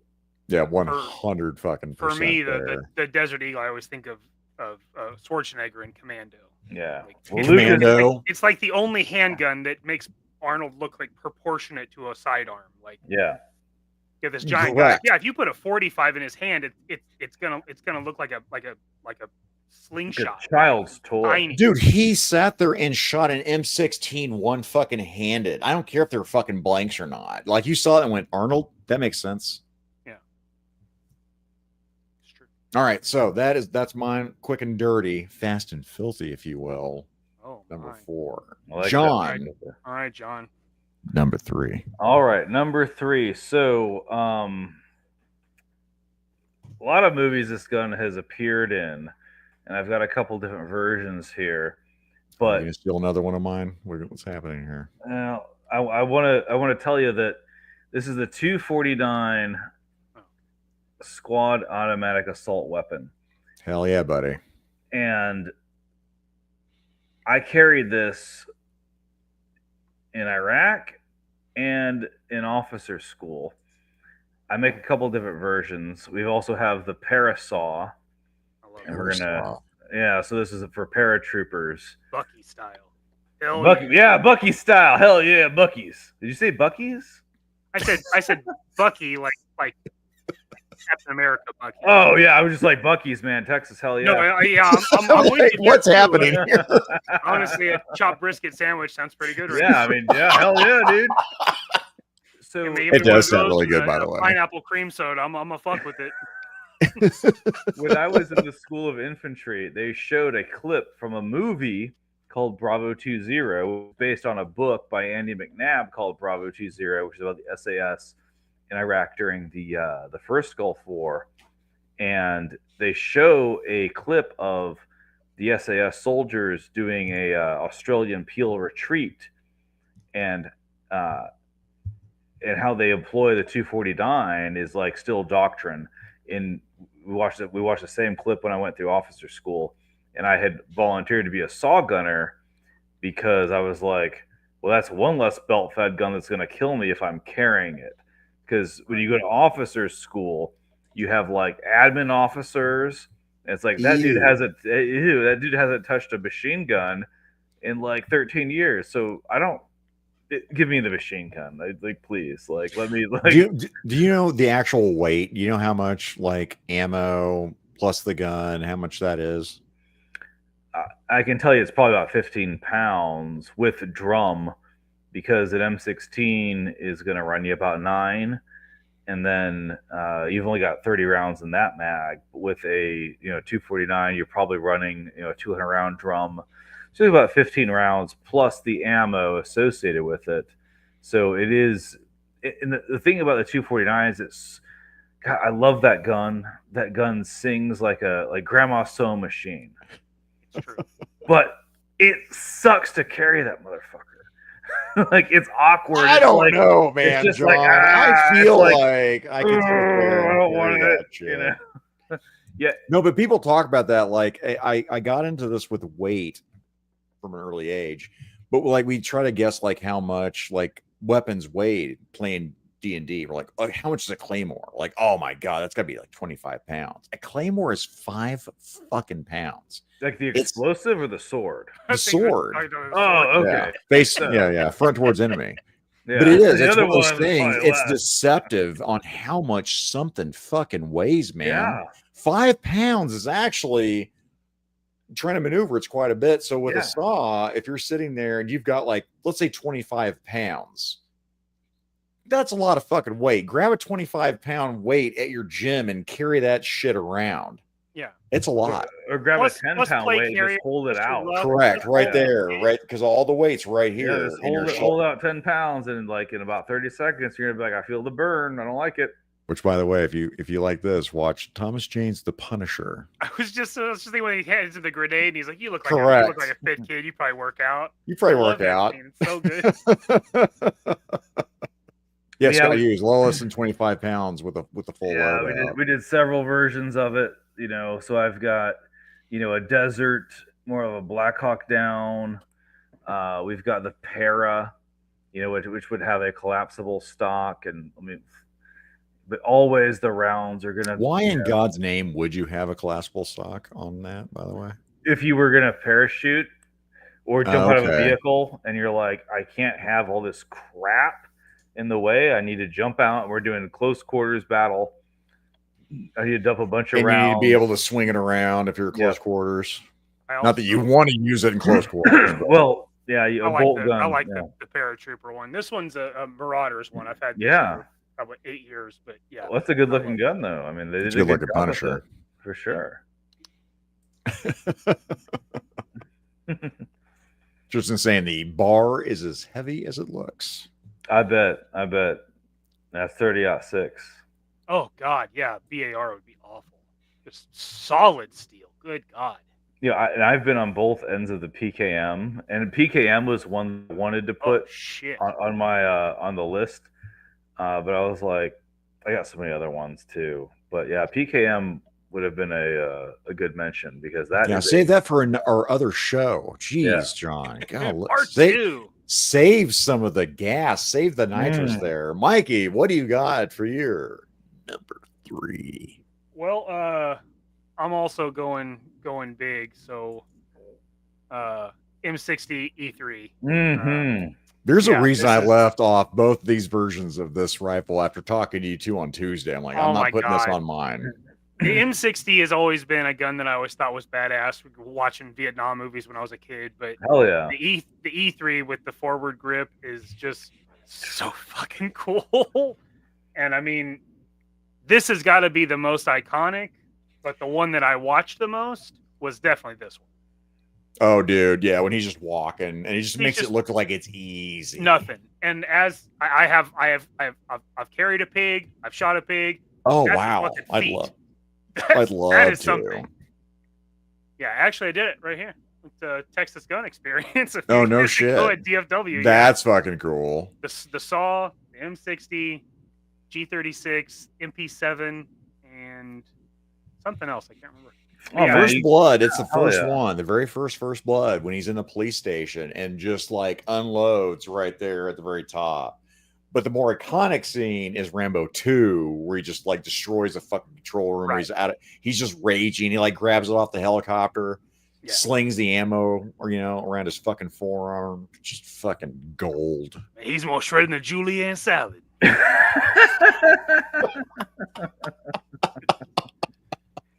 Son of a You remember bitch. Rambo 2? He was all cut up, man. That's how you look right now. You more shredded than a dude Julian playing a salad. dude playing another dude. There's a dude What, disguised as a Mikey? dude portraying another dude. You need to have like a Lincoln Osiris cam, right? And just bring that I up gotta- and just I gotta and send just that to Scott at some point. It's roll. Wait, is that for Scott? No, that's war chests. Yeah. Oh, Scott Pitts. Okay. Not Hughes. Yeah. Son of a bitch. Oh, Yeah, that's man. awesome. Yeah, M60E3, that's my favorite. Let's see here. Toy representation. It's my rock and roll. Gotcha. Rock and roll carries an M60. So I love your rock and roll, dude. I love my rock and roll too. He's a Yeah. California boy. See that in person chat. And I'm like, what the fuck is this? I can Yeah. only assume he's wearing pit vipers. Oh, he's got pit vipers. Hell yeah. 100%. Hell yeah, 100%. brother. I exactly right there, John. As soon as I saw this, I was like, he totally talks like fucking Macho Man and Hulk Hogan. Come on, Yeah. 100%. Hey, 10, brother. Yeah. Hell yeah, What's in there, brother. dude? How do you shoot women and children? Oh, that's easy, brother. You just don't lead them as much. lead him as much. Don't leave him so much. Oh no. We are bad Yeah. people. We are bad people. So that is that's my trace. That's your trace. All right, my trace. All right, let me go here. Yeah, Yeah, getting to shoot one of those, that was a fucking dream. Dude, come true. we That's need to go something I've wanted to do shooting. since I was a kid. I need we to need to go to Texas. We just I need go, to see what that feels Yeah, like. if we'll you just On that schedule it with John. W trip, yeah. If you get to Texas, we can talk some FAL, some G3s, Oh, some God. Where are you in MP5. Texas, John? Oh, Not to yeah, dox yourself. North of Houston, about 55 miles. Okay, I got Don't family in San Antonio, and then we do DFW every year. We can do that. We can make it happen. Yeah, we'll make it happen for you. You know, if I make it like a day early or some shit, like let's make that shit happen. Yeah, I've got a buddy with a hunting lease. He's a retired sergeant major, and we can go kill pigs. Win-win. feral hogs. Yeah. Yes, 100%. It's Yeah, we're too not bad gonna go about to all some your pig farm, for guns God's being sake. lost in that boating accident, John. I'm sorry to hear about that. I would bring mine, but yeah, I don't have any anymore. Neither do I. It would be some non-firing replica. We could rent them. We could rent Yeah. them. You'd rent Yeah, them. All right, I'm gonna go by number 3. We're gonna go overboard. We're already go 2 Think so? hours. I already fucking know this is gonna You think fucking so? happen. So this is my number 3. All right, now let's see if we can talk over this one here. Okay, we talked about the Beretta. Oh hell yeah! This is the movie that just made it for everybody. Die Hard after this, Beretta. Okay, every fucking show in the 80s had a fucking Beretta 92. Is it FS? FS, yeah. Everyone. This motherfucker takes out a sniper with it. I love this. I love Lethal Weapon with my whole body. And he even It's light his so cigarette. good. You gotta light the cigarette. If you're It's so That's how you gotta 80s. keep the nerves calm, you know. It's so 80s. I love when he gets his gun out and like Mert's like, gun. He's like, what's going on? When he's sitting on the desk, he just pops the mag out. Yeah. I fucking love that. In fact, I've got like 2 like cap guns that I got for Halloween. It is so iconic. And then from this movie on, it just became, that's what everybody had. Everyone, TV shows, movies, everybody fucking had the 92. Well, that's probably from what, 88, 89? That's actually a good question. Let's see when Lethal Weapon is. And the reason I bring that up is because that's when the military 87. That's when you adopted it transition. as the standard carrier. Yeah, they went from the 1911 to the M9. So there was probably a little bit of the military industrial complex sprinkling their magic into Hollywood, saying this is the new gun coming up. And now they're everywhere. Like they made so many of them. I mean, military had them, law enforcement had them. Like now you can get them, super cheap. Oh yeah, you can buy millions of surplus, and it's sort of like, I wouldn't say that M9 is the AK-47 of pistol because it's more finicky. Yeah, I don't think that's No, but there's a lot produced, and Don't buy the military contract ones. That block might shear off, you know. Yeah, and lands and grooves are important. Yeah. I mean, obviously. Yeah, thank you, Zach, for backing me up. I got you. Twist rate doesn't mean shit if it's a smooth bore. All right, so yeah, I got some basic vanilla bitch kind of stuff here, but that's what grabbed me as a kid. That's a great gun.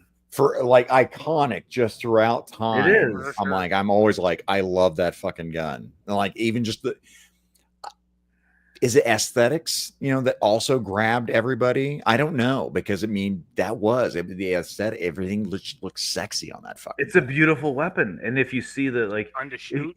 If you get one that's maybe nickel slide with a black barrel, black receiver, and you got the two-tone going on. I've seen some beautiful ones. I lost a lot of love for it because we shot the just beat up ass, M9s in the Marine Corps, for pistol qual, and it's like these things suck. They're like 20 years old, but then we get the SIGs, and it's like, oh, it'll just either go off or the rear sight will hit you in the face. So yeah, maybe bring the M9 back. Wait, real quick on this whole Hunter thing. Hunter is Temu Clint Eastwood. I'm just gonna put it out there. Okay. John, what is your number 2? Number 2. All right. So I've got 2 for number 2. Ooh. Now, they come in little baggies here. Oh, I like baggies. Yeah. Who doesn't? Every dealer keeps their good stuff in bags. Right. Every dealer. Now my paper's kind of soaked, but again, we'll make. Well, how did you get 2 pieces of paper? So this is the Car 15 from Black Hawk Down. This is the Gordy gun version, and it has the aim point on top, the suppressor, and the desert paint. And that was such an iconic weapon. Because the first DVD I ever bought was Black Hawk Down. It's like 2002, and it wouldn't be complete without the jungle version of the the Blood Diamond, right? Oh, nice. So same weapon but with a different camouflage, and man, there's just something about that retro carry handle that I just love, man. It's a total throwback. It harkens back to the Vietnam era. I tell people it's a joke, but it's also true that I was a staff sergeant in Vietnam. So as a staff sergeant in, was it like 2014 or 2013? I can't remember. I was tasked to go to Vietnam to conduct intelligence operations. That's kind of funny that you can say that you were stationed in Vietnam, dude. I said I was a staff sergeant in Vietnam, and then Vietnam vets would be like, but you're too young. I'm like, well, no, anyone can go to Vietnam. Like, yeah, I can go now. Yeah, the war is over, bro. Still a country. Still a country, dude. It wasn't a war. It was a even police after the war action. was over. Guys that wore these shirts stayed long after everybody else. Yeah, so I got to go to Vietnam, and that was like super. It was just so interesting because they have like the Museum of the War of American Aggression, and they have their own take on it.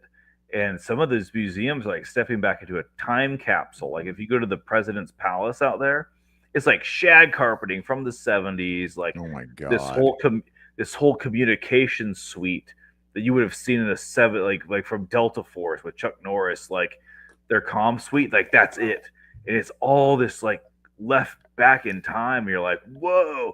And then we go out to like, out in Saigon or Ho Chi Minh, now, and we're drinking beers at this bar. There's this mama-san behind the counter, and it's like she was there like 50 years ago, serving up drinks to the GIs, and now I'm here, So it was this cool kind of like I didn't have to get in DeLorean or anything, but well, again, Vietnam, we gotta say this: it was a police action. They didn't actually declare war. If they had, and like the full might of the U.S. had been leveled against that country, it had been gone off the fucking map. But we didn't. We just leaked our fucking our kids into that battle just a little bit at a time to get, thrown into a fucking meat grinder. Yeah, my dad actively avoided the draft, and Which I get. I thank him for holy that. 'Cause I shit. wouldn't have been born. Like, I did enough for my family. Y'all are good. Like, Yeah. holy crap, dude. That is one where that took a hit against patriotism for me in my head. I mean, the whole reason we got into it. Could you imagine? Could you imagine you or your kids being said, "Hey, look, if you don't go to war, you're gonna go to jail." It's like, but I don't want to go to that war. I want to go to war for the right reason. Yeah, if it's for patriotism, let's go. Like, if China drops ramp in Belize, like, game on, dude. But like, what are we doing way over there? I don't know, man. But Scott Hughes, by the way, needs to do more podcasts. I'm telling you right now, including like a little one about brick and mortar stores. By the way, Scott Hughes. All right, where are we at? I'm drinking, Mikey. I did my 3, right? Yeah. I'm on number 3. Someone else. No, you did 2. I think 2. 2. Yeah. I did XM177 Echo 2, MP5, M249, 249, and then I did Car 15. So I've got 1 left, right? You have 2 left. You just did your 2. I'm doing 2. Correct. I am prepared to do another 2, though. Correct. This is Mikey's 2. Get him, Mikey. All right. Do it. M14 or M21 in this case, I guess. Whatever it takes. Beautiful. M13, M14, whatever. No, it's not an M13. That's not what it is. Watching Vietnam movies growing up, the M14 I always thought was a beautiful weapon. Obviously descendant of the 03 Springfield, and then the M1 Garand after that. Which one's the bar? The Browning automatic rifle is the bar. Yeah. I thought that's where we went to go get DUIs. Is that before this one was the bar, right? Well, BAR was a heavy rifle. AK-16. Damn it. AK-16.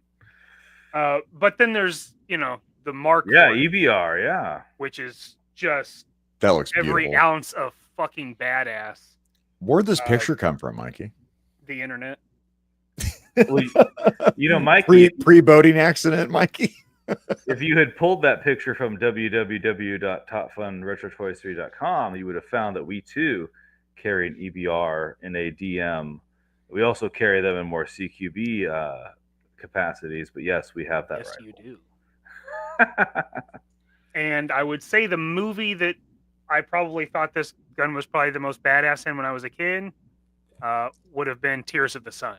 Oh yeah, that's a I good still movie. have not watched this movie. It's on my list. You really have never seen this? I still have never watched it. This movie is the fucking shit. There's an M60E3. Cole Hauser carries that. The fucking M14. Bruce Willis is a bad man with an M4. This whole movie's awesome. This is what every G.I. Joe movie should have been at some point. Like, I love this movie.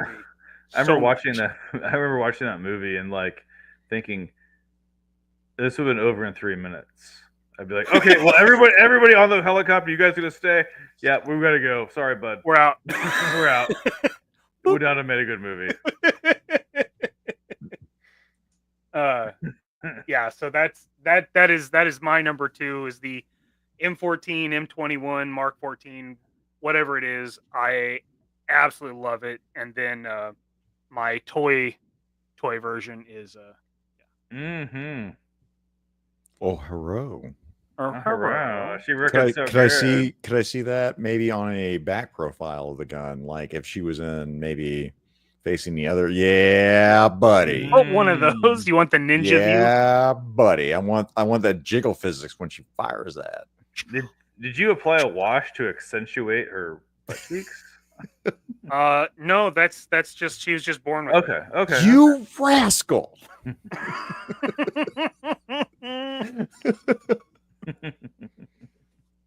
Yeah, that's it. All right. Well then, yeah, We're gonna keep going. We're gonna keep going. My number 2. Let's do my number 2. All right. Call me Snake.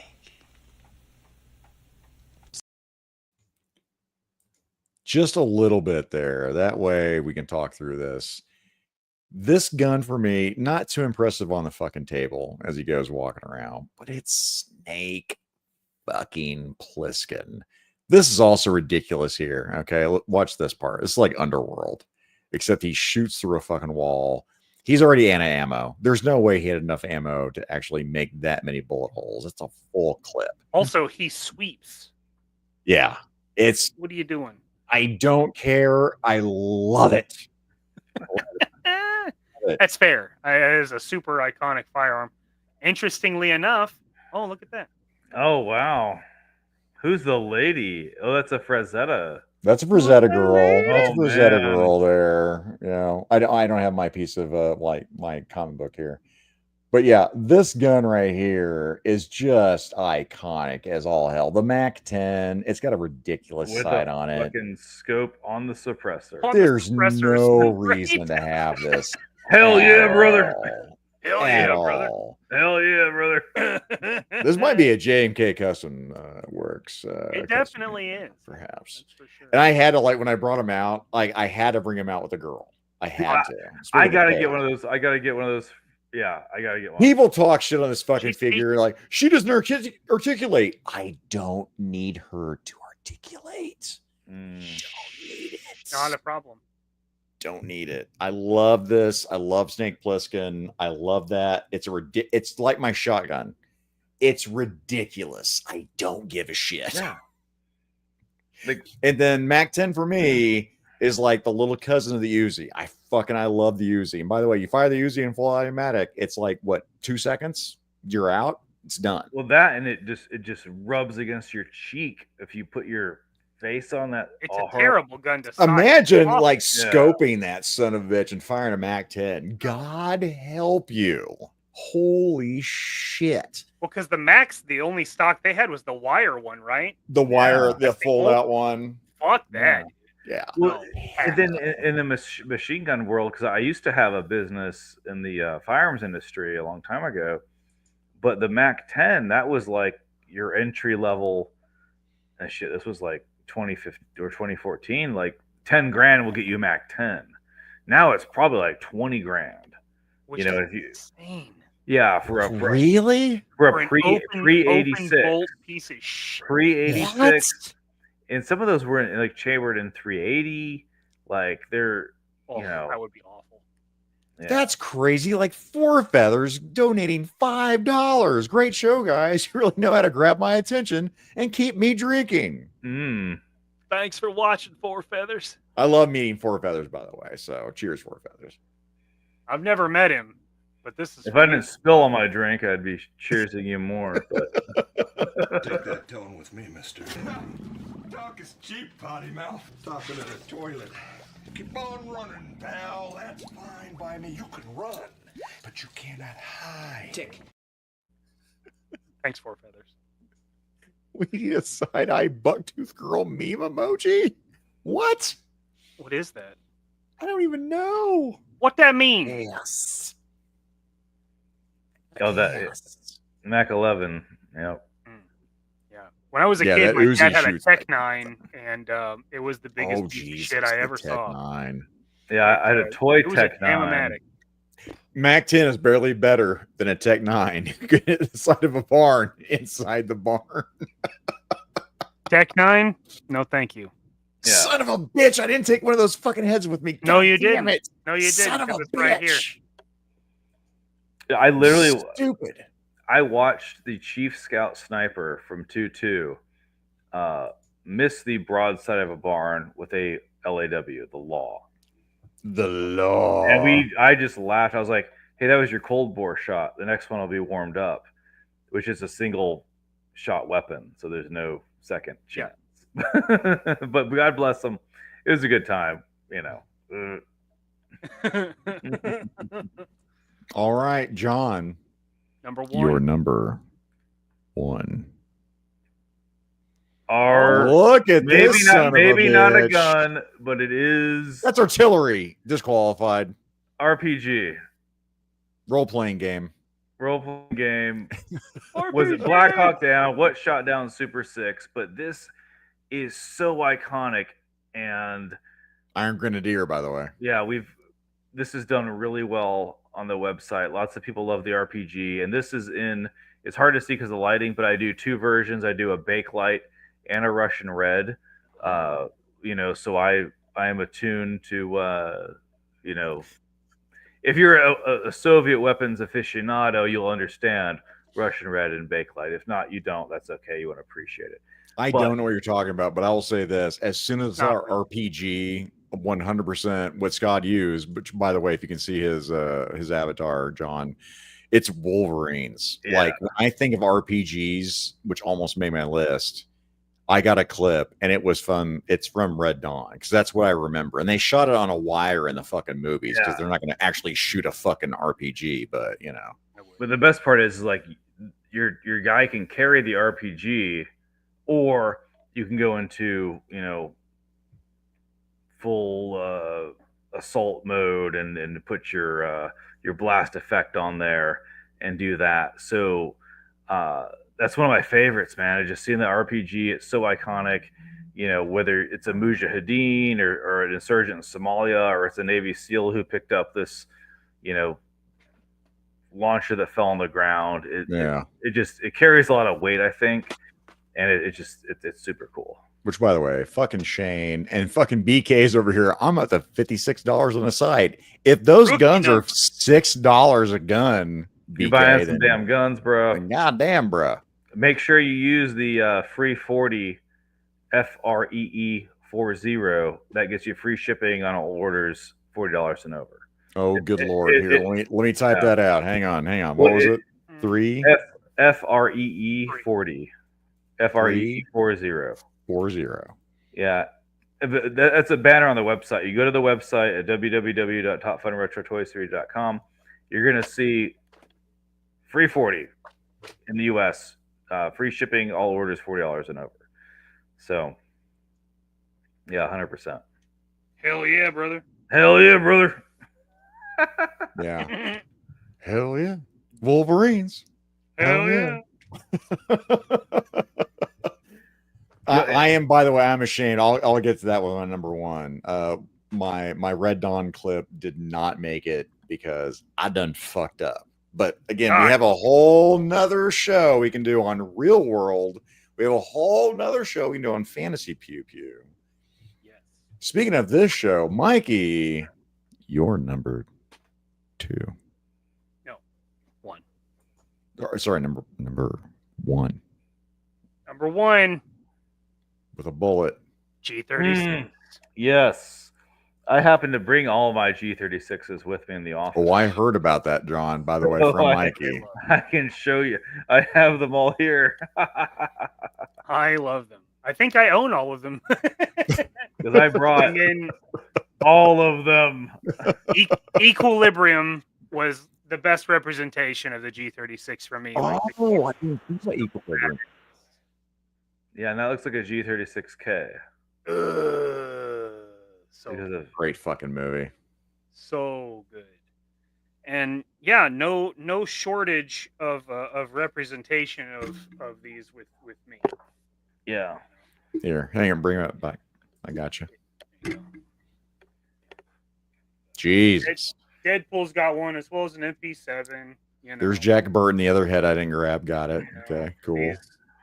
That's a top fun. This one's a top fun. This is God damn it, Mikey. That fucking Jack Burton mocked me. Shit. Look how Yeah, fucking good that shit is. Uh-huh.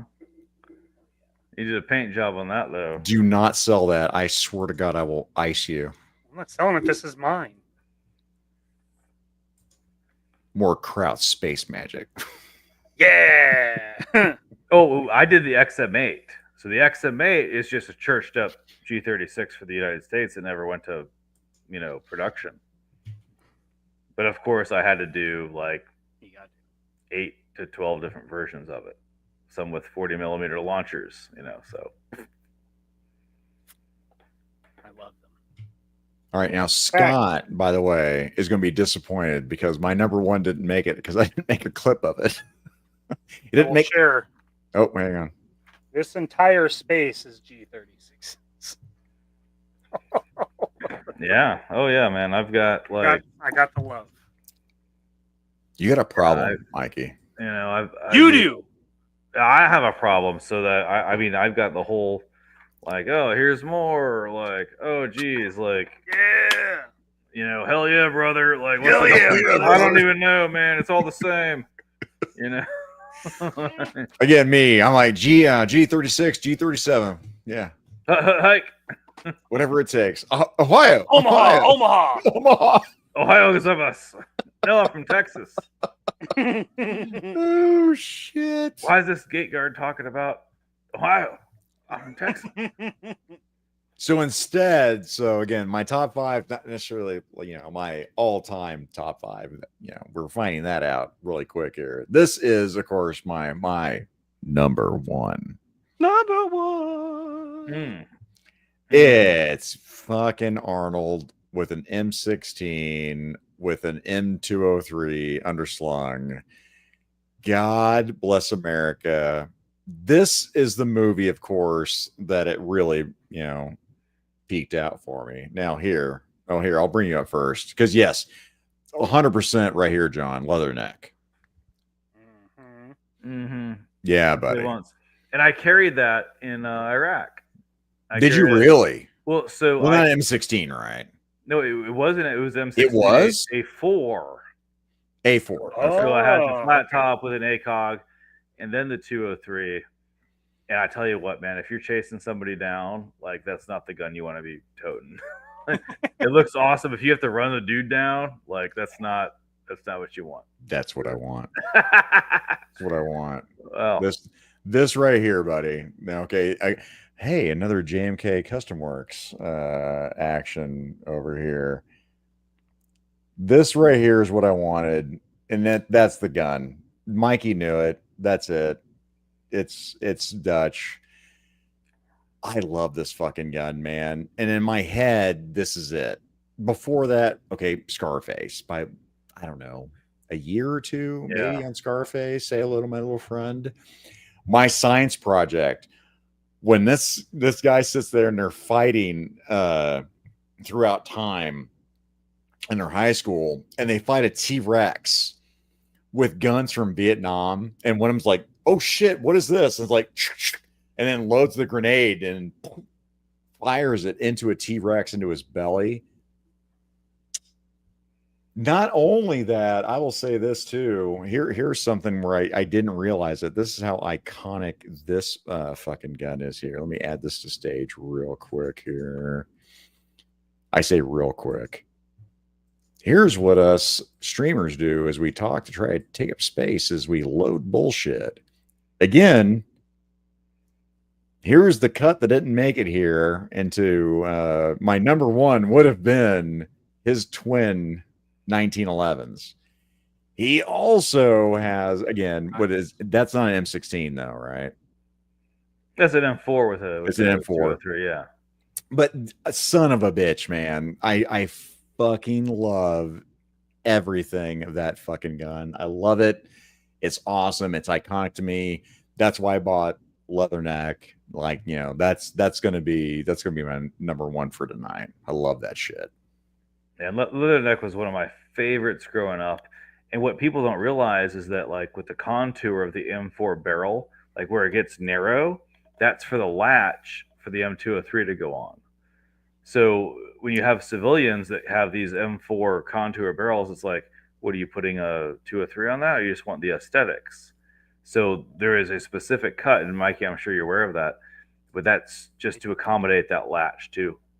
Because the originals were these pencil thin barrels, and then once I think the twist rate went from like 112 to like 1 7, it was a thicker barrel, but it still had that contour reduction for the latch for the 203.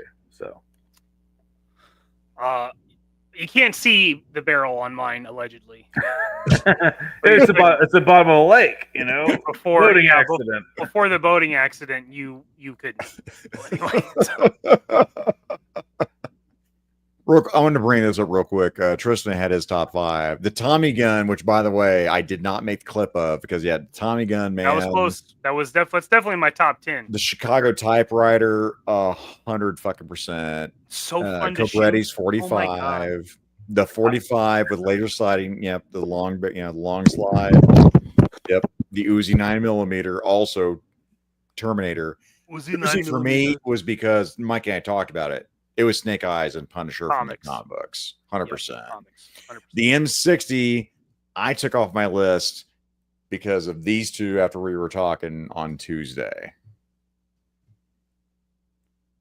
Yeah. Boom. Boom. Yeah, like the first movie I can think of where I probably would have seen it for the first time outside of toys probably would have been like Full Metal Jacket, because I started watching that movie way too young. God, Full Metal Jacket is when good Baldwin's standing there, you know, and he's got the M60 strung, you know, sitting like resting his wrists on it, bandolier ammo on it, and just like Animal Mother, yeah, Animal Mother. This is a badass fucking gun, dude. Which also showcased AK-47, but for me, again, it was Red Dawn. Red Dawn was AK-47s, and it was the RPG for me. That's where I saw those guns that like stick out of my fucking mind. Definitely the Soviet guns was definitely Red Dawn. But then Commando was big on AK-47. Yeah, that was another one where growing up, my dad also had an AK-47, so I knew about the AK-47. I've actually fired and owned an AK-91, whatever. Yeah, it was a fucking fun gun to shoot. Allegedly in Minecraft, by the way. Everything is Minecraft, by the way. YouTube, thank you very much. Yeah, I'm not a big fan of the AK. Oh man, I love the aesthetic of it. I love shooting AKs. Allegedly, they're really fucking fun. I don't know, John. I don't know where you're at with AKs. I love AKs. Fuck yeah, John, you do. Right. Yeah. There you go. So when I went through Foreign Weapons Instructor course, we had to shoot these were Polish AKs, over 30,000 rounds down the barrel, Tula ammo from the 80s, and we shot the known distance course out to 500 yards with the AK-47. That gun is nearly every bit as accurate as an M16. So anyone who tells you like, oh, the AK is not accurate, they probably haven't shot the weapon enough, or they don't know what they're talking about. Well, that gun too, you can get that motherfucker dirty, right? I pulled. Fuck yeah! I pulled AKs with Izmash Armory stamps from 1952. Jesus. Off folks who didn't need them anymore. Oh, and that's a good way to put it. I like that. They retired. The wood, yeah, they were retired Taliban, and the wood was rotting or was taped over. But by God, that action was so smooth. And it's like, this is Izmash. This is from Russia. You know, you could. Kalashnikov did some shit right. Yeah, and I love it. And actually, I took it a step further, and I did some AK 105 and AK 12 versions. So they're, you know, it's a very modern AK with optics, with suppressors, with rail systems, with a front grip. So I do a traditional AK. This is actually one of my friends, Derek O'Shields, painted this and brought it during Joe Fest to be like, hey man, this is what I do with your gun. And you know, he likes to paint. Dope. And you know, a lot of people, you know, because I do custom painting, you know, it's probably not in the level that Mikey's doing, but we offer it. But I also encourage people like, hey man, like you can paint these yourselves, and it's super fun. It calms you down. It's therapeutic. 100%. It is, yeah. It's therapeutic. It's a fun thing to do. You know, like you don't have to go crazy either. Like grab some rub and buff and just put some weathering on something, man. Just do a little dry brushing, basic shit. Yeah, if you hit it, you can hit it with some black spray paint, and then you just go through and you just play with it, and it is a lot of fun. And I think there's goodness in a lot of that. That it kind of is something to do, focus on. Like, men need to be creative, right? And that's what I love about what I do is I get to be creative. Like, whether you're kit bashing a figure or organizing your office or doing CAD, like, I agree, man. I joke about it all the time, but I have like that creative thing. Like, again, my dad died. I almost died. I had no creative outlook at all. Like before it was, it was D&D, I always had something I was doing. And when that stopped, my wife's like, why don't you get back into collecting? Like, you always loved collecting. I get like little stuff here and there, but that's what got me back into it. Like, that's what that creative outlet is, what I'm doing now. Like having some sort of hobby, being creative. I agree with you, John. That's important. Yeah, I know a lot of guys paint models, or it may be something from their military service or childhood, but it's like, it's so cool because I'll throw on, like, when I'm prepping for Joe Fest and I'm painting like 30 AT4s, like Delta Force is on the TV. I'm painting these little things, and I love it. It's so much fun, and it's so cool to get to do this as your one of your primary revenue streams. Yeah. It's been a while for Feathers, but thank you very much. I appreciate that.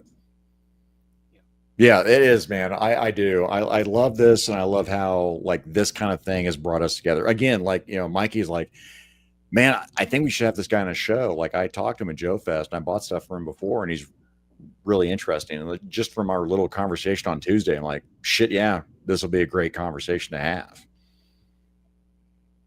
Yeah, I really appreciate that, man. I appreciate you guys bringing me on and, showing me some grace and, just being like really cool dudes. Because, we didn't run into each other, Zach, at Joe Fest. I mean, Mikey, I didn't go. That's why we didn't run into each other. Otherwise, we would have ran into each other. You got to go this year, because if you're not going to Joe Fest and you're into the one, I'm telling you, my first year was as just an attendee to be like, hey, what is this? This is a proof of concept because I sell my 3D print stuff here. And I was like, okay, I could. Then next year was like, now I'm a vendor. And then the second year was like, now this is my second year and I'm expanding. And I'm so excited to just do it. And I love it. And the people you meet, it's really amazing. You're going to meet these awesome people that are just like into the hobby. And I've worked gun shows and I've been in sales, as side hustles to my Marine Corps thing. And like, the best group of people I ever interacted with were at Joe Fest, man. They're just nice dudes, like just cool people. Oh yeah. Yeah, absolutely. Yeah, I did, man. Just from Mikey and John, Mr. Papakukovich talking about like Joe Fest. It's one of those things that's rough, even with it being offset a week. It's me taking that time off because like DFW has been like, that was my first like, toy show period.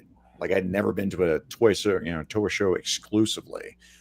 And now it's like, it's an annual thing. So we'll see how the timetables work out because again, I've also got Mrs. Akanen I have to watch out for. True. Yeah, John, we got to get you to DFW, man. That's a short trip for you. Yes, it is 100%. Like, I'll be selfish, John. You need to come to DFW. That's not even being selfish, though. That's more convenient for you. It is. It's super convenient. Yes, I mean, sure, not selfish at all. I don't know. I'll give Greg your information. I'll give you Greg's information. You guys can. Greg Brown. Shout out to Greg Brown. He's good. Up. He's good people. Is that the gentleman that runs that? Mm-hmm. Yeah, Greg I would Brown love that, man. Fucking awesome. And Anna's Crocs, by the way. Yeah. I absolutely love that. That would be amazing, and I love to support you guys however I can in that endeavor, because like the only show I do is Joe Fest, but with DFW, it's only 3 hours away. I've got my four retired peeps that live up there. If you guys are going, I'm game. Like, let's do it. DFW has been also this is only the second year I've been, but it's been getting progressively larger. But it's still this. I mean, it's still, even from last year, it's tight knit. So it's awesome for community and building relationships. Vendor standpoint, I can't say, but the vendors that we've talked to seems like they've done well. I mean, I had a great experience, and even like, some of the vendors that are, they're selling like Garfield stuff from the 80s. And I'm like, dude, that's my jam. I love the Garfield stuff from the 80s. Lasagna. Like Garfield Christmas, like, oh yeah, like let me get that shit. Like the California raisins, and I'm like, I dig that. Okay, dude. now it's stupid. Okay, Garfield's cool. California raisins, shout out to Toy Gains, is stupid. Wait, are you talking about the what was it? Will Vint Claymation Christmas? Anything with California raisins is stupid. That Garfield is awesome. I would encourage you as a brother to revisit the Will Vint Claymation Christmas. I won't. The dinosaurs that it's my favorite. No fucking way. Hell no. Way. They're raisins, dude. Hell no. They are. Okay. My kids call them the potatoes. They're prunes that gave up. Okay. Like, Dad, why are we watching the potatoes again? I'm like, well, because they have the dinosaurs. Like I'm gonna justify with dinosaurs. There's a dinosaur with waffles. They're eating yeah. Kaiju Kitty, by the way, Kaiju fucking Kitty right here. Will Vinton Dinosaurs animation was awesome. Yeah, there you go. All right. Yeah. Exactly. Four feathers. Thank you, Bill. By the way, I want to correct you. Four feathers, but Bill. It was not. It was his last name was Music, but he voiced Peter Venkman in the Real Ghostbusters. He also voiced Garfield. So last name Muzak. I think it's a Latin first name. But Bill fucking Murray. How dare you? How dare you? Also, also with a John name, John Battle. So John, that means you'll be bringing your wares to NinjaCon next year. Where is NinjaCon? So NinjaCon, aka Toy Tuber Expo, is in New fucking Jersey. Now that said, I had a absolute fucking blast in Holbrook, New Jersey, where I got to meet John Battle. Toy Tuber again. If you're going to go East Coast, I will say this: I've heard there's two conventions, and this one's new. It's Toy Tuber NinjaCon, and it's Legions. That's the two conventions on the East Coast. If you're like Midwest, like I am, to hit, I'll both say that are New Jersey. Both are fucking New Jersey. Well, John Battle, go down to the website www.topfunretrotoys3.com. Contact me and be like, hey, go to this convention. Just like, hey, this is John from the thing. Go to this convention, and I'll always explore it, man. Like I'm not gonna shut anything down. This is what I do full time. Like I'm game. So let's not turn it off before it begins. Yeah. Hell yeah. All right. That's 2 hours and 6 minutes. We got to call this so Mike and I can go to fucking work tomorrow. And we still have a post show, John. So again, to remind you, suddenly sometimes we'll end the show. Stuff happens. John, closing statements. We've got the and links, by the way, if you're just joining us in the links in the description, Mikey painstakingly put all of John's socials, including the website that apparently there are some people that have spent some money tonight that's too cheap and John needs to raise his prices. So you should go shopping now because I'm trying to tell him to raise his prices. Go shop there tonight. Go check the description out. John, is there anything else you want to shout out? I guess the only thing I would say is that my paradigm in running the website that I do is I want people, whether you're going to spend $6 or $60, I want them to have a great experience. I use a very, very high end resin to print what I do. If it breaks, which rarely happens, shoot me an email. We'll replace it. Not a big deal, right? Oh my God! I love you stop guys. it. I love the community. That's why I'm here. We got Chuckles. We got one more. Oh, thing. hang on. Dual mag. Hell yeah, brother. Dual mag, man. Brother. You gotta have that. The worst G.I. Joe. Okay, there we go. All right. Wait, what? Worst G.I. Joe. He's the Jubilee, right, of the X-Men. That's Chuckles. There's so many worse G.I. Joes. Who? Name one. Firefly. Wrong. Neon. Wrong. G.I. Joes. It's Chuckles. Jinx. Yeah, Jinx. No, she's hot as fuck. Have you lost your fucking mind? Mikey, Hot what as else you got fuck. coming She's up? covered in red. What are you talking about? That's when she gets shot. You don't know she's hurt, idiot. That's Watch why I Deadpool. That's why I wear my brown pants. Thank you, John. She's hot, judged by her eyes and the lay of the. Oh, cloth on this her, I is so guess. racist. Mikey, what do you got? You got Tony Wednesday? What do you got? Yeah, I got Tony Wednesday. JMK Custom Works Live. Just lost by Zach's reasoning. You've love got it. you're not doing a couple of kooks. This is your off. No, if I was, I would have plugged it. Yeah. So, funny story. Funny. Don't watch a couple of kooks this Sunday. Watch it the next Sunday afterward. Thanks, Chad. A couple of kooks, not a couple of. I talked to him about this, It's John. not, I talked it's about. not that because we're both very jealous men. Like there's just. I no way talked that about would work. bringing John. I already did this shit. What else we got going on? Friday, Yojo Jerk members only. I'll probably be on there Friday, probably. I'm gonna stream more. Other than that, Monday, I think I need a confirmation about timeline. I think Detour Customs is going to be on with me Monday on Rumble and Ranting. So we're waiting on that. Other than that, Thursday, Ayo Frankie has told me to go ahead and promote it. I don't know if he's got the fucking time off or not. He's gonna look like the a-hole if it's if it's up. It's on. It's Thank on you. him. It is on fucking Frankie. We are gonna have on fucking you, Franklin. Franklin. Hey, y'all want to do a Kickstarter? No. Yeah, I'll do a Kickstarter. I'm down to a Kickstarter. Chat, does anyone else want us to do a Kickstarter? Yeah, you want to? Anybody? You want to? The thing I really want to launch on a Kickstarter.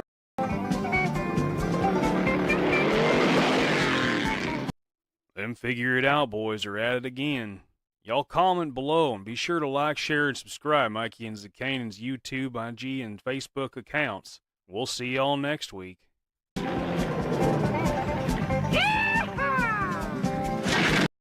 Hit it.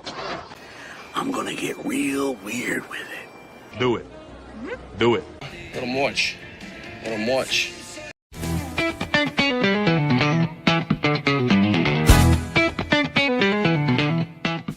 On TV, some kind of bad boy or something? Yep, I'm a bad boy. Oh. I don't care about it. Good for you, man. Good for you. Good for you. I'm not even a real doctor. That is bad. I killed a man. You what? So I got that going. Doctor? Doctor. Doctor? Doctor. Doctor? Doctor. Doctor? Doctor. Doctor? Doctor. Doctor? Will the congregation please rise? How much weight do you think I could bench press? What are you talking about? You're an idiot. That is correct. Jesus Christ! Eat my short. That is one big pile of I'll eat pieces of like you for breakfast. Is there anything else you want to tell me? Eat If I wasn't practicing... You eat asshole? No. Never give up. Never surrender. yourself. Thank you. Thank you very much. You're tearing me apart. Then David Bowie. Thank you. Thank you.